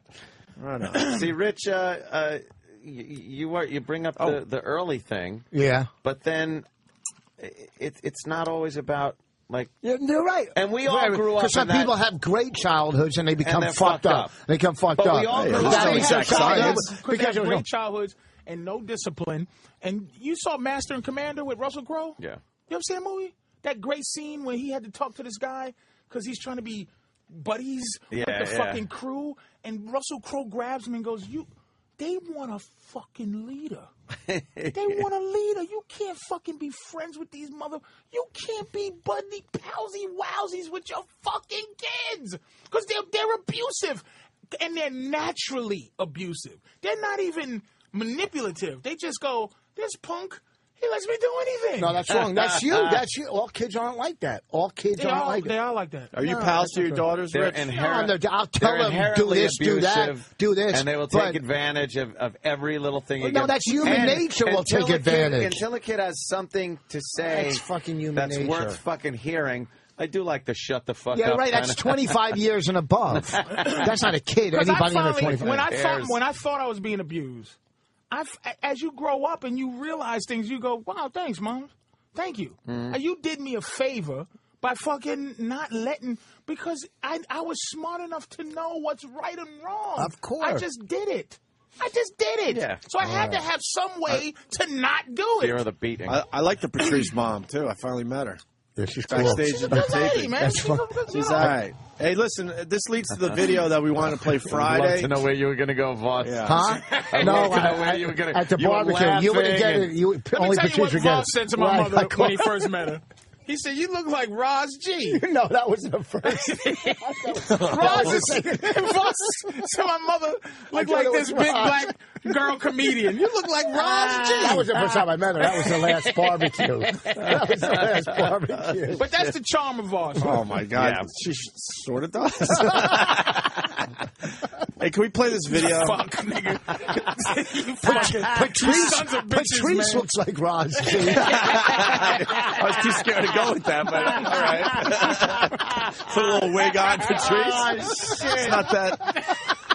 I think that's Why did I open myself up to that one? And there's a Danny's fucked up. Everybody's fucked up on this show. I wouldn't think to just look up Ron G. That wasn't even my mind to get a picture of Ron G. In 2 seconds. You can't get it up there fast enough. Hey, it leads to the video that we wanted to play Friday where a father disciplines his kid right on the internet. I want to hear this. And forces him to put it on his Facebook. That's his uncle, by the way. Uncle, Oh, I'm it's his uncle. sorry. What's the backstory? This kid was being a fake gangster online or something? Yeah, he was. I don't know the details, but apparently, as the story goes, he was posting stuff, that he was in a gang or there was some kind of gang. He was a gangbanger and thing, or he was just portraying something this, he wasn't. this persona that he wasn't. And the uncle got word of it and said, "Turn on your fucking webcam." That uncle looks like a motherfucker right there. You haven't too. seen this video yet? No. Oh, it's great. First of all, how's that guy on TV with that lip? Oh, Jesus. Where was it? Trent Franks is a congressman. How the fuck? Oh, gee, How miserable is that guy? He got caught on a fence as a kid. Yeah, Trent Franks. That's a hair lip, a right? Republican from Arizona. That was fixed. I thought that was a I bet quiche. you that guy is not to be fucked with that guy. You might have some boy. something happen in the nom. I don't know what happened there. Wow. Wow, Gabriel Giffords is looking all right. Oh. No, that's file footage. Oh. That's one of the things, there's things you can't overlook with a broad. That's a hair lip broad. It's like, I overlook a missing arm before I overlook a fucking I think you're right. lip broad. I think you're fucking right. Oh, shit. Let's play this video, though. So the uncle gets word that the nephew there is fucking doing some bad shit on the internet that is not true, and kind of forces his little nephew to come clean. Yeah, let's puts on the webcam and does this. This with all y'all people on Facebook, y'all parents, y'all need to stop all these senseless fucking crimes, all this gangbang shit. This my fucking nephew right here. He ain't no gang member. We don't come from that shit. You tell him. All that bullshit, but all that's fake. All that's fake, but this ass whooping ain't gonna be fake. Oh shit. Get that on Facebook. Tell him about that. Tell him that. Tell him about that. Show him that. Show him that. Facebook that. The gang member, huh? No, smoking weed last night too, huh? Raise your hand, I'm gonna stomp your motherfucking ass. I will tell them you was lying. Don't tell me, I know you fucking ass now. I was lying. Hey, up all the fucking killings and all that fake ass rap shit, tell them. That's fake. We don't come from that shit. They pull up your pants. If I go in that motherfucking catch you, any shit, anything, I don't give a fuck if you say happy birthday, God, I'm gonna whoop your ass. You hear me? You gonna what? Don't tell me. Don't tell me. Now put that on this fucking wall. Oh, shit, man. Fuck. You That never uncle want is that. a motherfucker. Two things. That kid is going to be now. fine for the rest of his life. Yes. He's going to be in NASA. He's going to be a fucking lawyer. But the second thing is the uncle should have said in there, I'm the only motherfucking gangster in this family. Because that nigga ain't He's a shit. gangster. No, his pants were He's a like fucking killer. Yeah, why didn't he put a shirt on for the video? He took his shirt off. Right. And then he goes, if you raise your hand, I'll stomp your motherfucking ass. Yeah. So he knows some gangster shit. That's probably where the nephew got it from. And he's holding him with one hand and just beating him with the other copying his hand. uncle the whole Right. time. I learned it from you, okay? He's beating him with the belt. His pubic hair is pretty much fucking right now. That kid's going to break the popping chain of out. dysfunction. Oh, and that Jesus. kid is big enough to whoop that Oh, little yeah, small. he is scared shit of his uncle. That's psychological fear. Yeah. Hey, you know what the thing is? That strap ain't hurting him. He's scared the uncle's going to start punching him in the face. He's just scared. He's scared because right that strap don't hurt. Scared him straight. And what he going to do when he go out there and they go, yo, let's go. He's scared to death of his uncle. Yeah. How do you think he dealt with it with his fucking posse there? You punk-ass motherfucker with your uncle. They might kill his uncle. They might kill his fucking uncle. Do you think he got made fun of at school the next day? Oh, he totally did. We all just But then went he's there. like, fuck you. You go to my uncle, motherfucker. He ain't going to kill himself. Yeah, I think he saves face because his uncle's a scary motherfucker. I think he saves face at school. Yeah. One of my favorite parts of this video is how the uncle's really scary, but there's a big giant Oriental fan on the wall. Is it really? Oh, that's great. And he's beating his nephew.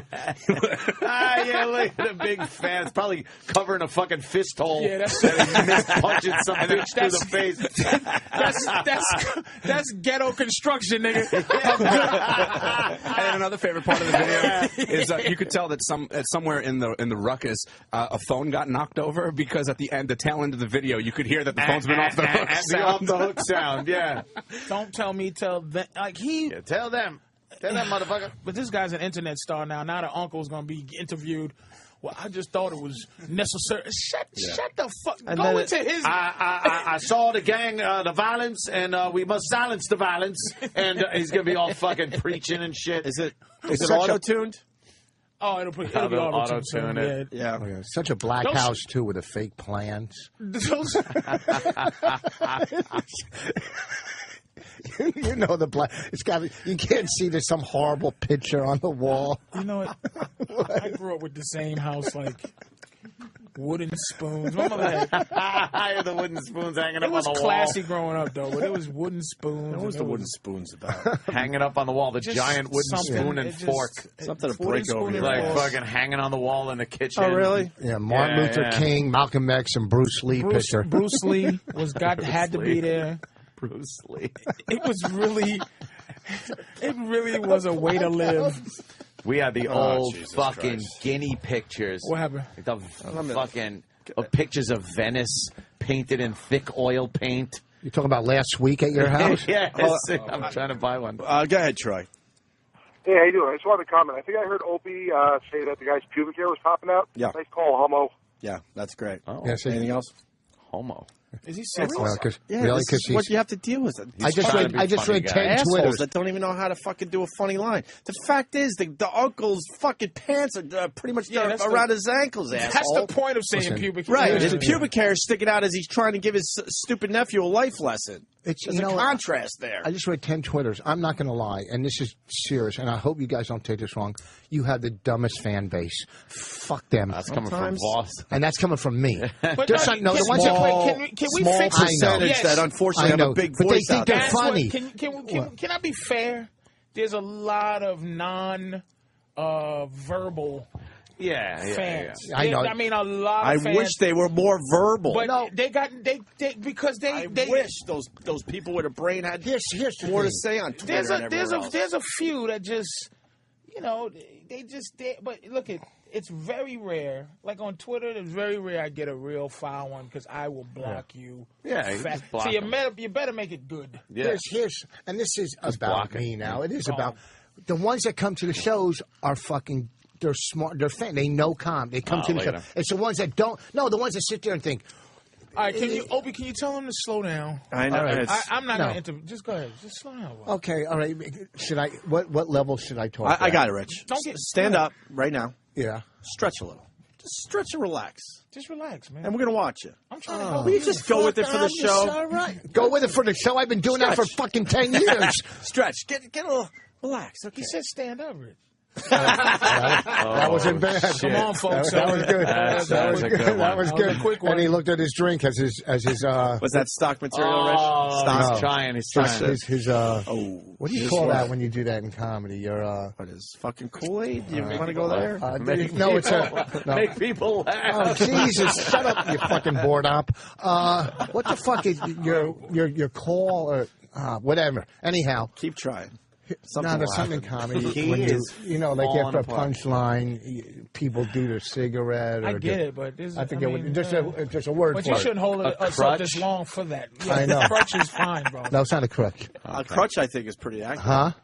It would probably be a crutch. All right. Will you reach for the drink after you know you just called? killed It's with the something wine? else. I'll It's on purpose. You do it like as a. Sit back down. I think you're relaxed. Like a pratfall, No, now we're playing charades. Gimmick. You started the game, bitch. Don't try to act like you was trying to. He's nervous as all fuck. I'm not nervous Listen, at all. Go ahead, 1,000 man. miles an hour. Yeah, I'm just. Go What ahead. I'm Make your saying point. about the fans. All right, go ahead. The ones, and probably with you and Bobby, the ones that trash or this or that, they don't come out, they don't support, you know what I mean? Like there's guys that come to the show. Yeah. There was a bunch this weekend, and they get it. These fucking guys think they're funny. They'll twit. All right, you're twitting stuff that has been said on this show 10,000 times. Exactly. What I'm saying is, be Yes. fucking original or funny. But I will stay in defense of a few. The way this show is, we are very, very mean to each other. But it's scientific almost. Some people don't get. I tell you, okay, very lady trucker. Oh God. Like, but she wants to get it. Like you can feel like she doesn't want to just go. "Bleh." She wants to get how to do what they think is being done on the show. I'm just saying. There's a lot of people that don't get. You know, Kevin from Connecticut, I think he gets how to be mean because it's half of it. This shit is funny, and that's what I'm saying. It's like a lot of guys when you go, "Oh, you're a faggot." Looking at it's like don't. Like you're waiting for me to say something, do something that compels you to talk. You know what context, motherfucker. Context. Here's the thing, lady trucker. Listen, I don't want to know how to put a pallet with a forklift on the back of a truck.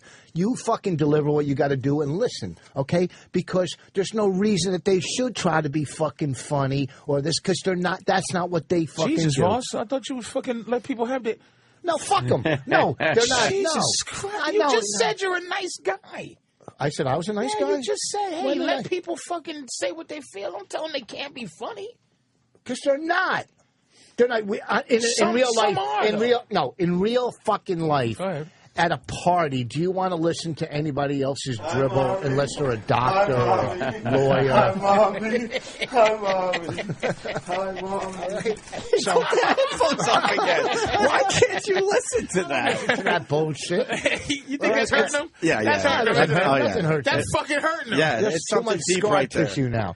All right, there's a couple. You wish you could go up to your mommy and do that, right? And I'll get tell a you what. reaction. Mommy. I do, but Hi, mommy. she's Hi, drooling. mommy. She won't know it's me. Oh, shit. She doesn't know. All right, well, we're I'm gonna going take. in tomorrow to tell her fucking happy holidays.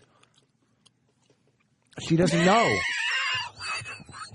I didn't go over Christmas. It's like, why is this? I'm halfway thinking, hey, man, stop teasing Rich. And I'm halfway going, what the fuck is wrong with Rich? He fucking deserves it. Steve from Bayshore gets it. Yeah. There's some guys that But get we're getting it. so inside because Who was the I have guy to, that- I have to listen to Yeah, that. but Somebody it's used like, to call from Bayonne. That was great. Bayonne. Who was the guy? There's some guys on that get any- it, you know. I mean, Yeah, I'm yeah, talking they get it. They're Twitter, funny, yeah. Twitter people that follow the show. Yep. People that, you know, we all got our fans that are I just wish the people that not the weren't. show fans. And Right. then this shit. But the guys, we talking about the guys who are the show fans and they have. They get it. All right, we're going to take one last break and then we'll finish Funny. up. With the movie that Rich thought was great. I want to talk about True Grit because Patrice had a great tweet about that. Maybe other movies, I don't know, and some other listen, shit. Where are you going to be, Rich? I'm going to be in Rhode Island, Providence this weekend at Catch a Rising Star. Those guys that come out all the time, they know what they're doing. And Harrisburg next week, the Comedy Zone, door deal. I need hundreds of people. This is the Opie and Anthony Show. The Opie and Anthony Show on the Virus, Sirius XM. And the grand. And now, the Opie and Anthony Show on the Virus, Sirius XM.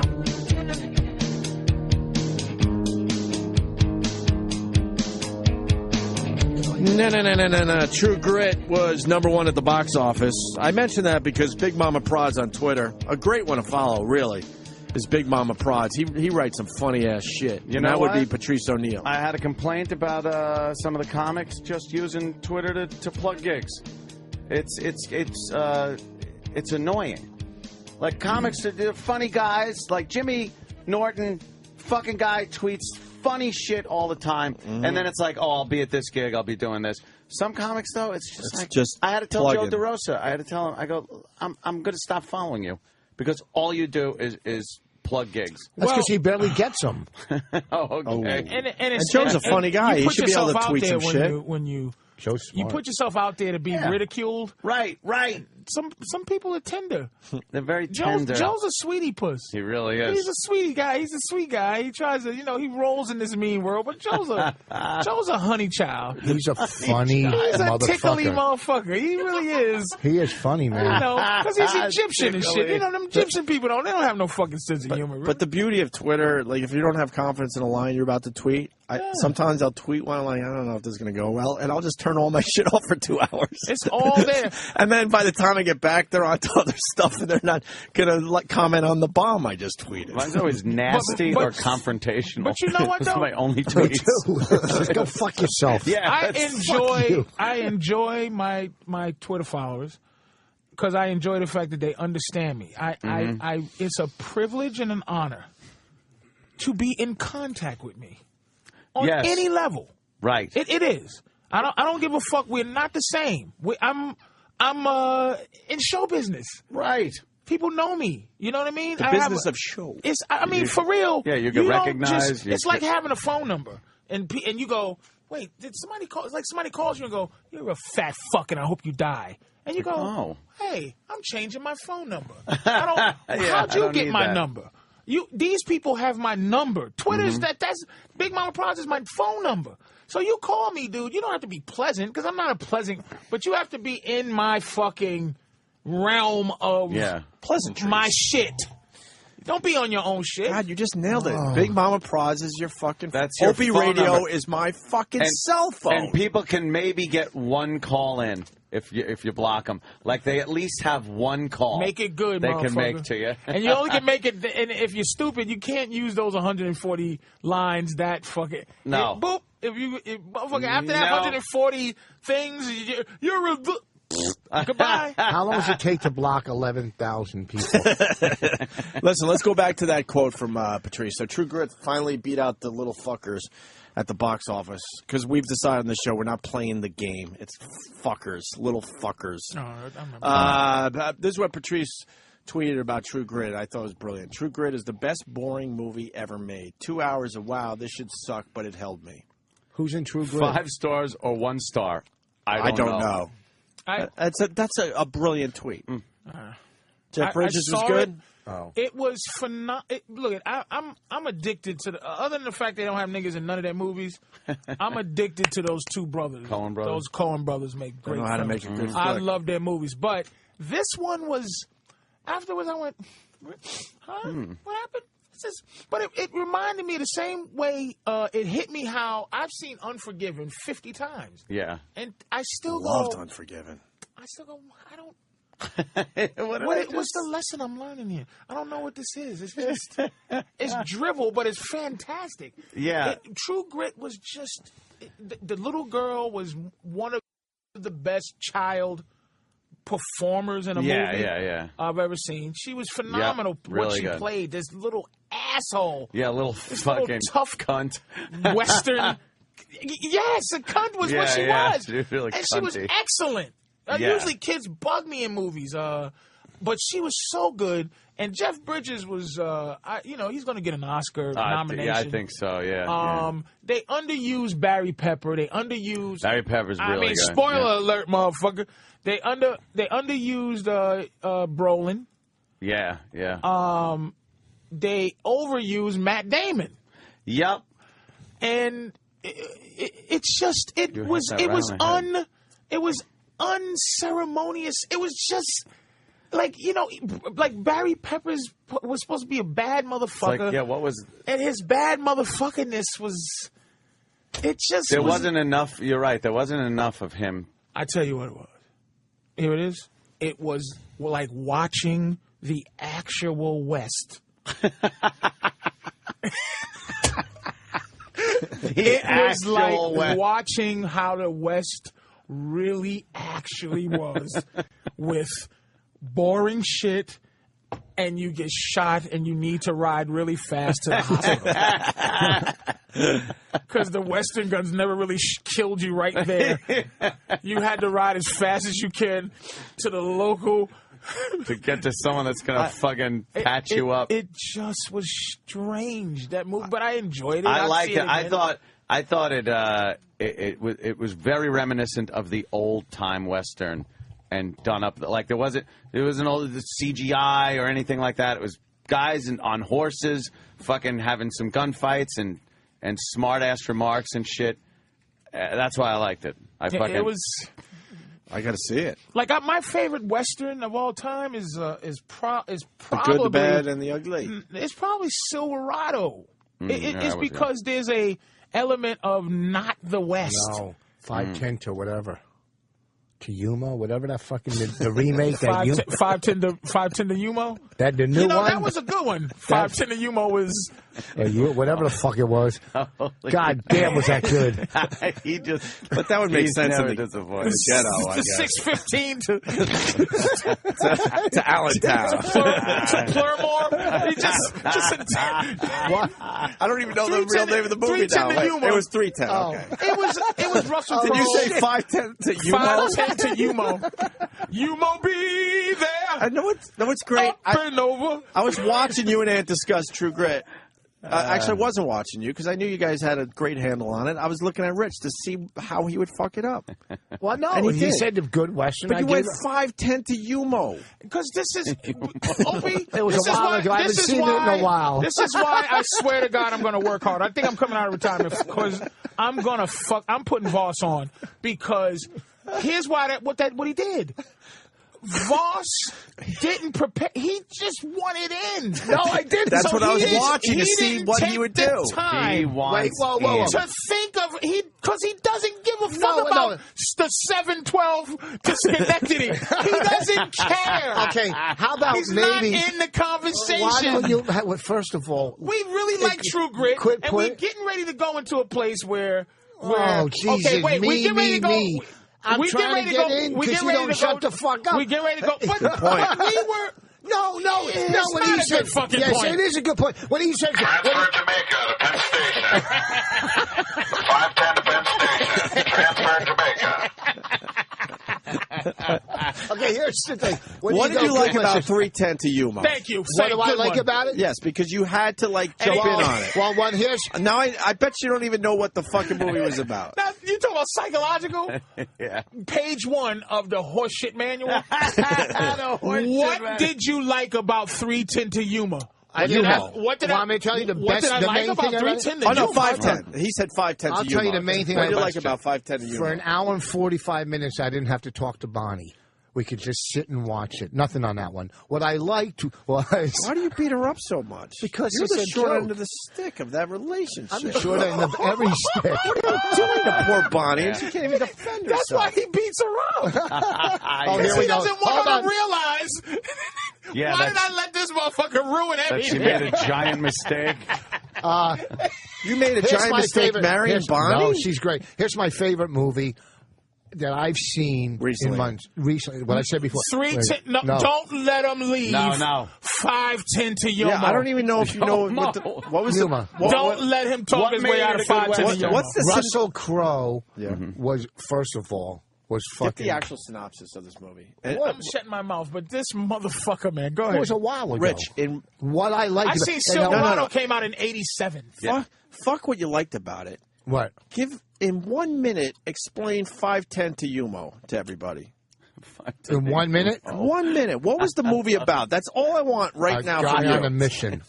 A what? A guy on a mission. We're not going to let you off the hook. That's every movie ever made. Well, that's, you know what? That's how I look at it. I keep things simple. What was it about? I don't break them down. And then I'll give you my the actual storyline. Give me the storyline of 510 to Yuma. I just remember I like Silverado. If I say Silverado is my favorite Western, I was going to go into why it's your favorite Western. Well, because you're a better man than me, and you probably do much better on par sixes. What I'm saying is fucking Winter's Bone. Okay, I just saw Winter's Bone. And now I know, and I learned par 6 is ridiculous. Yes. But there are courses that have par 6. Yeah, like 2 in the country. But it doesn't matter. You'll never But I did not poke my mouth out saying, I didn't go, Very par 6, motherfucker. You interrupted and with the confidence of an asshole said, 5'10" to yummy. They said, what was your, listen, when they said, what was your favorite Western, okay. By the way, it's 10. No one asked that. You just came in with it. No, he said, what's your favorite? It's 10-10 right now. Okay. It's 10 to 10 right now. Winter's Bone, I'll tell you, because I just saw what I liked. No, we're not letting you off. 5'10" to you. I don't remember. All I know is I liked it. But Winter's Bone, the characters in the movie. Just talk about a movie that he fucking knows. You know Jaws. Okay, Days of Wine and Roses. Here's the thing. What? Winter's Bone, I know that movie. Winter's Bone, the casting in that, the characters. Is this a recent movie? We leave you know from humor? I have confidence enough to allow him to get past the 5'10" to humor. Okay. What's this new movie? It's not new. It's on video. I just saw How old is it? It's in 2010. It's up for relatively Golden new movie. Yeah. Tell us the storyline of this movie. Winter's Bone. What I like. And get the real storyline. I'll tell you what I like. No, first I'll tell you what I like. The characters. One. Oh my God. You didn't even think they were actors. You thought they just picked them up. This is stock movie review shit. What is the storyline of the movie that you liked, that you saw recently, that you didn't have time to forget? Huh? What's the movie about? The movie's about a girl trying to find the truth about her dad. Okay? Trying to find the truth about her dad, and she's holding her family together at 17 years old, and the girl's going to win an Oscar for it. Okay? Chick flick. No, it's not. No, I'm telling you, it's a good fucking movie. We got the storyline for that. Okay. What is the fucking movie about? I just told you. No, we're going with the other one now. Winter what? Winter's Bone. And get Ryan Starr in here. He's going to play us out today. Winter's Bone. Yeah. Winter's Bone. I'm telling you, if you watch the movie. All right, what'd you say? A 17-year-old girl? Yeah, she's trying to hold her family together. Her mom's fucking bugged out, got mental issues. The dad is fucking... Hi, Mommy. Is dead somewhere. Somewhere. Okay. He can't listen. Vos takes the headphones off every time. He can't listen to that. Okay.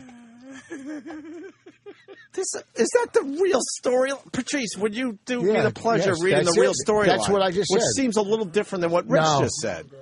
Family intact. I just said An that. unflinching Ozark mountain girl hacks through dangerous social terrain as she hunts down her drug-dealing father while trying to keep her family Just intact. watch the movie. He missed a few things. The entire reason to watch the movie. Listen. First of all, enough of analyzing me. We're not analyzing you. Listen, I got a fucking $7,000 Rolex. Go fuck yourself. It's like Vos goes, let me tell you something. 3 plus 3 is 6. Or 3 plus 3 is 10. Yeah. And we go, Vos, it's 6. And he goes, see, I see what you're doing. You're attacking me. No, I don't. Vos, an unflinching Ozark mountain girl. Yeah. What you said made me sick, and I'm not going to go see it. Hunts down her drug-dealing father while trying to keep her family intact. You're the reason I don't want him to change Huck Finn. Because of what? Oh, nothing. Oh, I had to go back to Mark Twain? Did you just use... Come on. You didn't think that was a good fuck... No, come on. Get the fuck out of here. I'm racist like you. I read this since I was a baby. They're changing it. They're changing it. We know. But what does that have to do with how... This is exactly while trying to keep her father and she's hunting down her father, trying to keep her. Say that. A big deal because I said she didn't trying to learn the truth about her father. Yeah, that's what I said. Yeah, I know. And that's okay. Fine. Okay, watch it. I'm not trying to find the truth about her father. She's hunting down her drug-dealing father. Is he alive or is he dead? I don't want to give you the ending. A big deal. So I didn't say she's going through bushes in the mountains. Big deal. That's not the fucking plot. You fucking guys. You know what? Listen. Wait a minute. You do it to yourself, Rich. What's that? But you did start this with saying I like 5'10" to Yumo. Let's not forget. Okay. You know what he just said? What? He just said something that in his like his whole thing of his defending himself. He said a line in it that he threw away as if it was mediocre. Yeah. And it was irrelevant, but it made it. What, you want me to tell you that she's fucking running through the woods hunting down her dad? Yes. Why? Why does it matter where she's? What does that matter? For me to go see the fucking movie, You don't have to. Moss. You have to go. It's, Rich, it's on video. Did you hear? I even said it sounds like a chick flick. Right. Like the way you described it. We know like it's not chick chick flick Now because we it got the doesn't actual sound like storyline. I'm only coming here alone from now on. It sounded like a fucking No, chick just flick. watch the movie. I'm He right. killed the whole town. Who?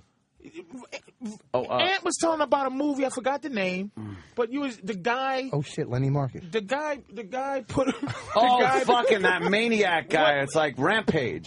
Is that the name? It's called Rampage. I ran to get that movie that day as soon as I heard the description of the movie. Twisted. Like, that was a great movie. Yeah, sick I shit. want to see this critic. movie. He's not a movie critic. Yes, he is. He's a guy who watches a movie that you think that. Wait, you think I should see the movie?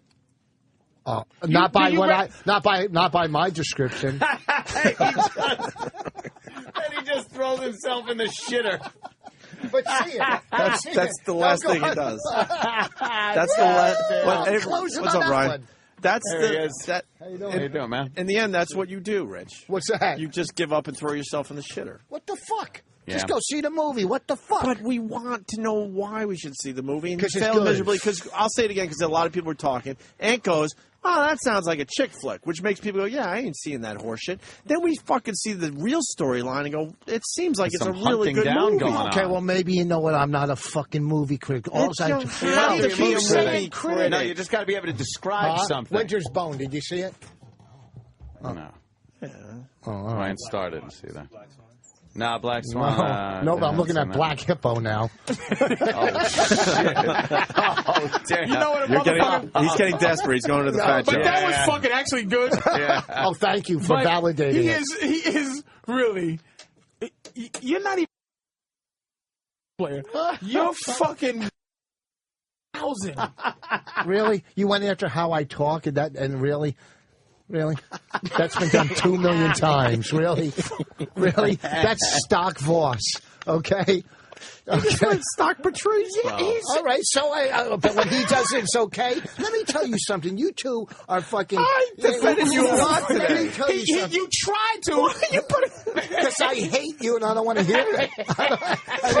This is keeping the fucking sound out. He I should have done this earlier. doesn't want to put a winter coat on, but you're going to put a headband on. Oh, let's find what's wrong with him for that. But why don't you just get a Hold winter on, coat? this fucking garage band guy's in here. Let him fucking sing a song. Jesus, whoever the fuck he is, I know he's probably voted for fucking Obama. You can tell he's got a rainbow decal. I'm sorry, I'm just... I'm one of the two. I got the same necklace. Oh, you do? I'm sorry. Yeah, Oh, really? I was not going to make fun of me. I'm sorry. See, you like your fellow Jew. I like a Jew like him because he's not a typical Jew. That's why I like him. What's a you got typical tattoos? Jew? Typical tattoos. Oh, fuck. But my beard makes me look like a rabbi, no? Look at this. Huh? Yeah, a little No, bit. it makes you look like a terrorist. You got a little rabbi beard. It does, right? Kinda. People think I look like a... Ryan's been he's been a friend of the show for a while. No, He's got, I know. He's got a new... He's fucking good. I listen to him all you the can time. beat him up. He understands that shit. But he's going to he's going to sing us out in a minute. Brian, hey, are you going to be in Harrisburg? Not this weekend, next weekend? Because I'm at the Comedy Zone. No, but I like Harrisburg. Been there. You I'm had going to to be at Webster Hall, New York City, though, January 18th. Fuck. Yeah, Nice. he's Good. starting to fucking move, man. That's what I'm saying. Roland, he's starting to move up the charts, right? Started here. You guys are like the first guys ever to have me on the air. I wouldn't put that on my resume. It didn't help Vos. I think we pretty much were What are the you first kidding me? radio show we ever did. Are you kidding? I just do this out of fucking dysfunction. You know what? Before we stop talking about movies, but we did already, but I don't care. No, let's keep going. I'll be thrown under the bus for this, but it was a funny fucking movie. Oh, Hold on. I know what he's going to say. It stunk. What? The one with fucking where they were cops. The other guys. You laughed at that? Yes, I did. Oh, I really hope your gun backfires. I didn't see that. You like the other guys? I haven't seen it yet. You know what? Give us a fucking funny, something funny out of it. Now listen how he explains why it was funny, Rich. You can learn something today. You know what? Mark Wahlberg was funny. Is almost doing a Dirk Diggler character in this fucking movie, and it's the typical kind of cop movie with the hero cops. and then there's the guys in the background. This is the story about the guys in the background. So Sam Jackson and the The Rock. I see. They're like the hero cop. The concept is already interesting. Yeah. We've all seen the cop. And then there's the smartass guys in the room, in the detective, the cops, squad. It's like Starsky and Hutch. Then it's the other dudes. It's the other guys. Voss. Okay, I know you think I'm against you. No, really? But you think he's against Anthony? No, he's against me. He's doing this with Anthony to make me look like. No, I don't think so. I'm telling you, I know what he's doing. The concept of that. The concept is interesting because they're talking about the dudes who aren't Starsky and Hutch. The guys. That's not funny to you already? That's not interesting. Listen to me. This is what held the movie together. Okay. Mark Wahlberg was fucking. His character was great. Funny, it was was said great. You didn't like the movie when Ann said it. You can still like a character, or like you don't have to like a movie to like. All right. Now I'm not going to see it.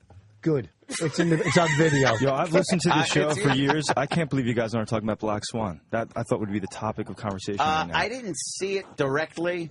Supposedly, people are telling me to go see this fucking movie. I'm not going to see It's a chick flick, isn't it? Let me tell you something. Some will say, "Oh my God, I just watched a ballet movie." It's not a ballet movie. The best masturbation scene ever recorded on film in the history of film. Who's doing it? Natalie Portman. Natalie Portman. Yeah, Natalie Portman. She's a hot. She's one of the tribe. She's the queen of the Jews. When you masturbate, you're not going to ruin this. Queen of the You're not going to ruin it for us. Why does she want to go see it? But why does she make it the best masturbation scene? It's incredible. Because she does things that you go, I didn't know they do it like that. This guy, he's really focused because he don't watch porn. Because have you ever? I saw a great masturbation scene in the. Have you ever? And she used that guitar you had. Put it the on other her guys, sideways. Anthony. Why was that? So it's the story of the guys in the background. Yeah, and they slowly, of course, they got to go with the Pat story of they get eventually involved they become in heroes. a big crime and they have to deal with it, but. Will Ferrell is funny in it, but he's not a good cop, and it's them two kind of bumbling their way around. And there's some very funny parts and funny lines. Can I have very the copy awkward. that someone gave you? I think it's available on demand. Have you ever masturbated? Yeah. Have you ever masturbated and go? Like you get so excited when you're masturbating right before, and you think to yourself, all right, maybe I'll just taste a little of it right before, but after you come, you go, I can't do it. Have you ever tried? Have you ever thought about it? No, I really never. You never thought just to see what it would taste like? No. Have you ever thought, for real? For real. I've gone down on a girl after I've shot in her.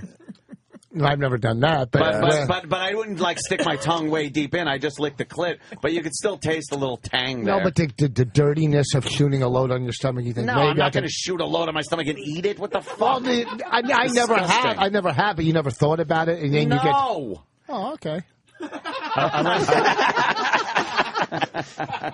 Voss has a minute number, a very minute number of shit he know about. And he gonna segue into this. Well, he was talking about masturbating. No matter tasting. He's talking about masturbating. You're blaming them for your career, though. But here's the thing. My career is great. Hey, he fucking. Oh, here we go. Wait a minute, though. I'm just saying. All right, doctor, let's go. We go from the highest levels of psychologically profiling people.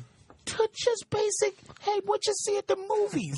And he can't even say what he saw at the fucking movies. If we really did run the gamut of intellectual talk to just you nothing, think he comes in here just I taste my shit, cum. And he had to throw in I taste my cum. I got talking about masturbating. You think he comes in with just 5 things he wants to get out?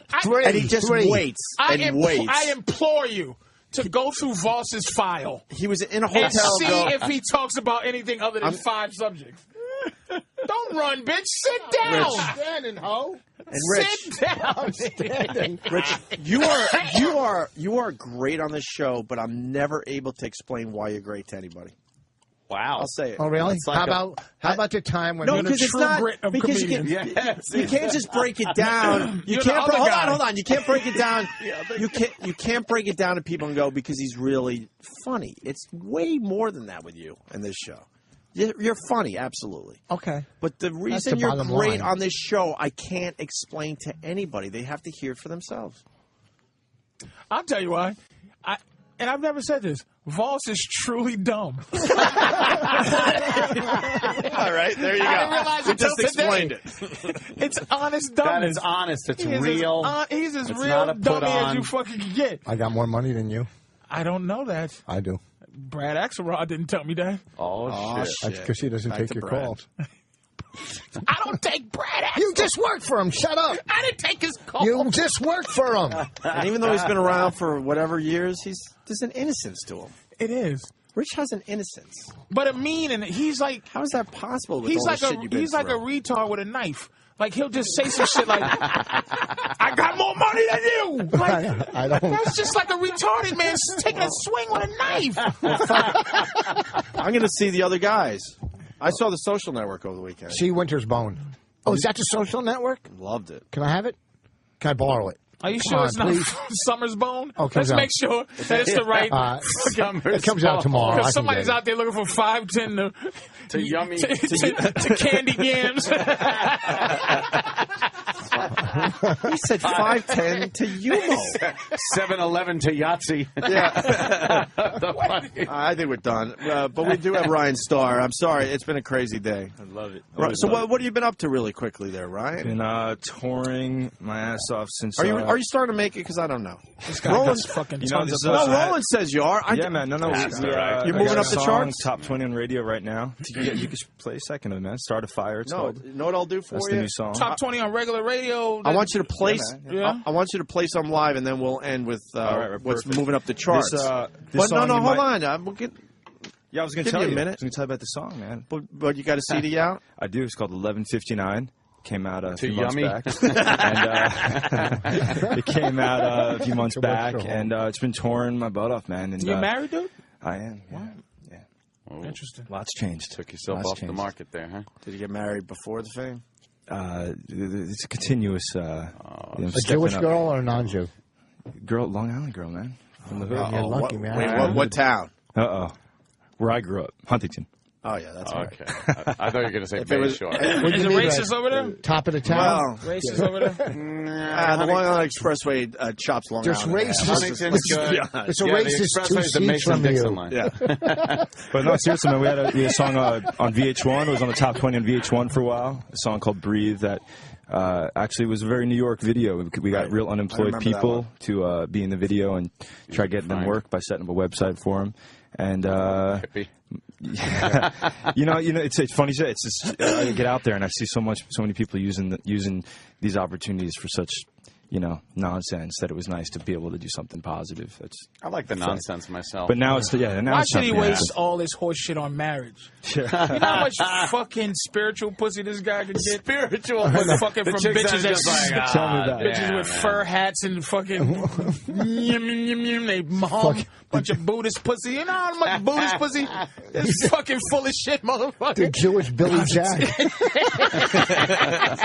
This motherfucker. God damn, I'm jealous of this guy. All right, fucking let's hear this music, At man. least it's going somewhere, not just on my stomach. You know what I mean? God damn it, son of a bitch. He just smashed you. Huh? He just smashed No, you. he smashed talking to you. Oh, he just smashed me.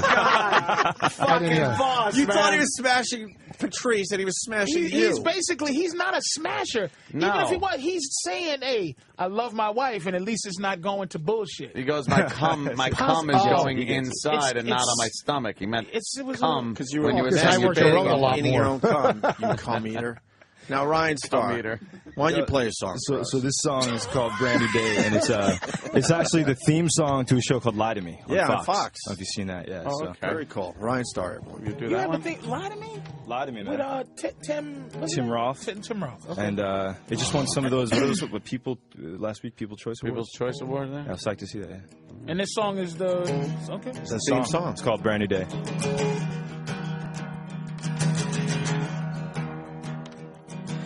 Dream, set me aside, turn back the clocks, give me some time.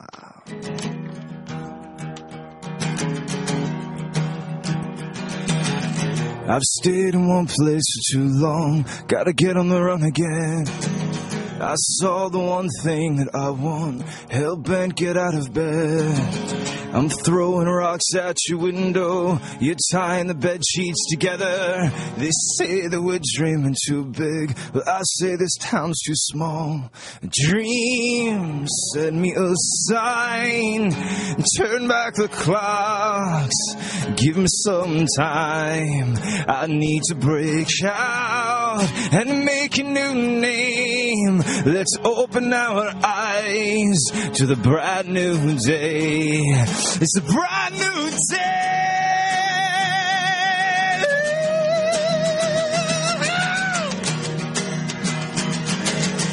I've taken hits like a brawler, but I'm getting back up again. And from the moment I saw her, I was hell-bent with heaven's sand. I'm throwing rocks at your window. We're leaving this place together. They say that we're flying too high. We'll get used to looking up. Dreams, send me a sign. And turn back the clocks. Give me some time. I need to break out and make a new name. Let's open our eyes to the brand new day. It's a brand new day. Come on to the brand new day. I know it's a brand new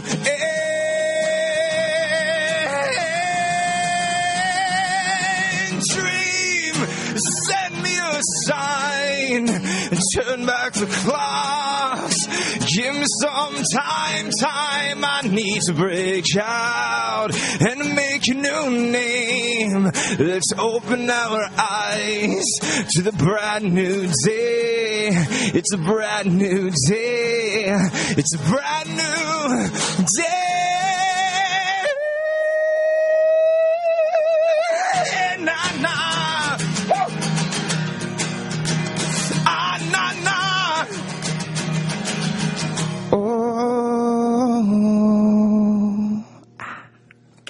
Damn, Ryan Starr. Shit. That's talent because you're singing that to dudes. I know. How the hell you so awkward for all of us, like but 10 in the morning also. Yeah. Jesus Christ. How do you show passion like that in front of dudes?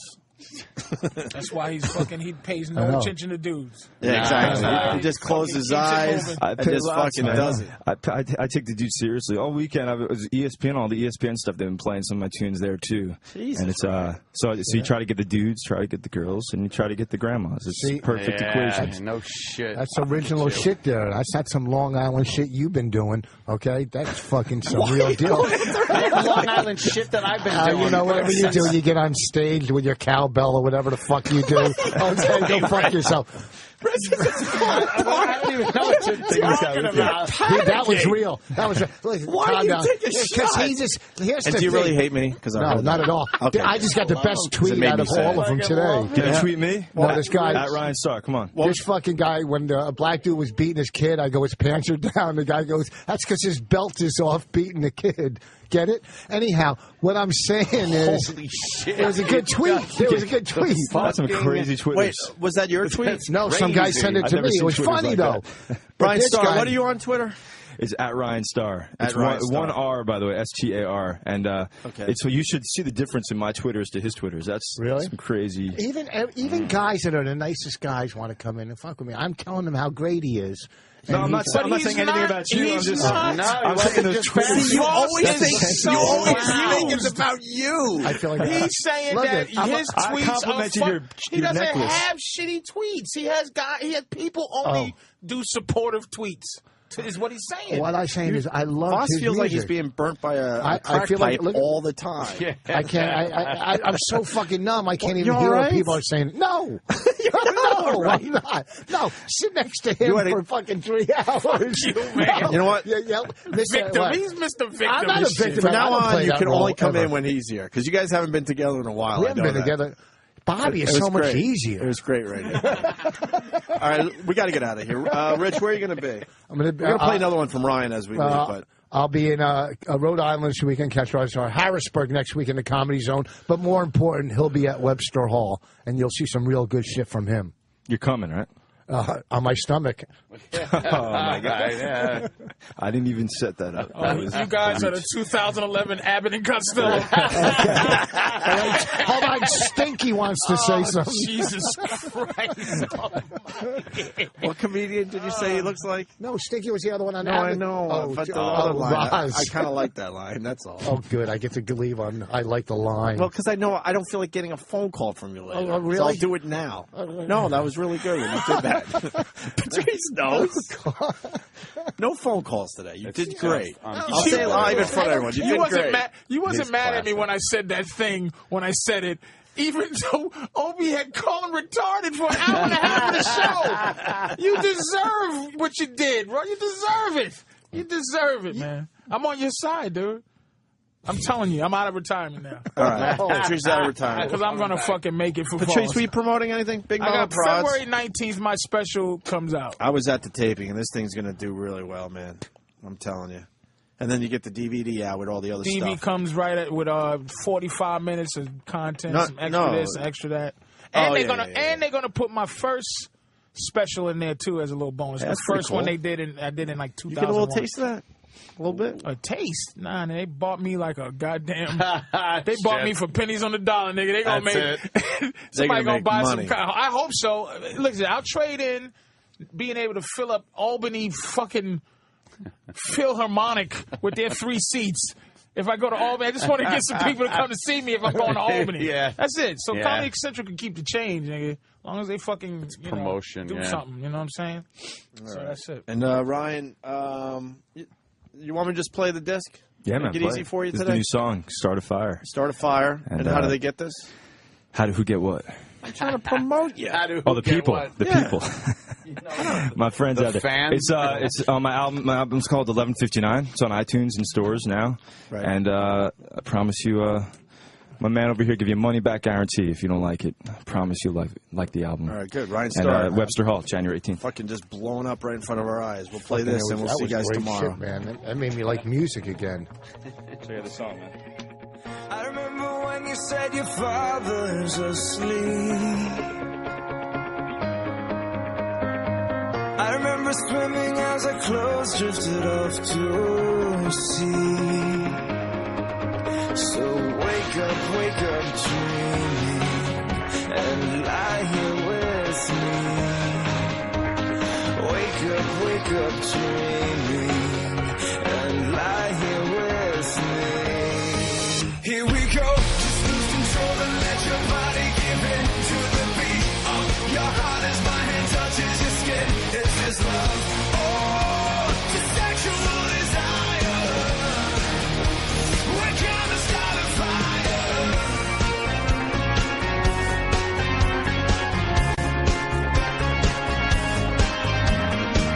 I remember drinking as the stars were falling. I remember dancing on the hotels on me. So wake up dreaming, and lie here with me. Wake up dreaming, and lie here with me. Here we go, just lose control and let your body give in to the beat.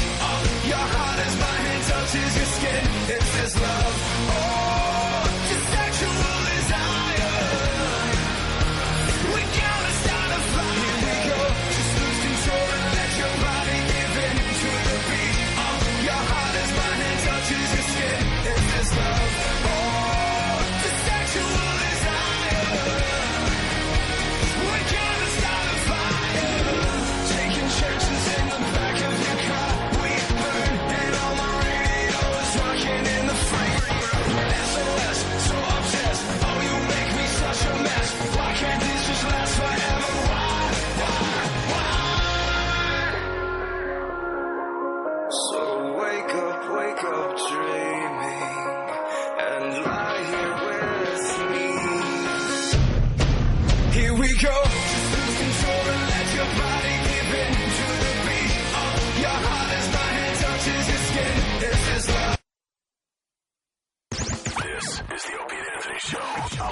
outrageous, borderline illegal audio entertainment. The Virus. Sirius XM.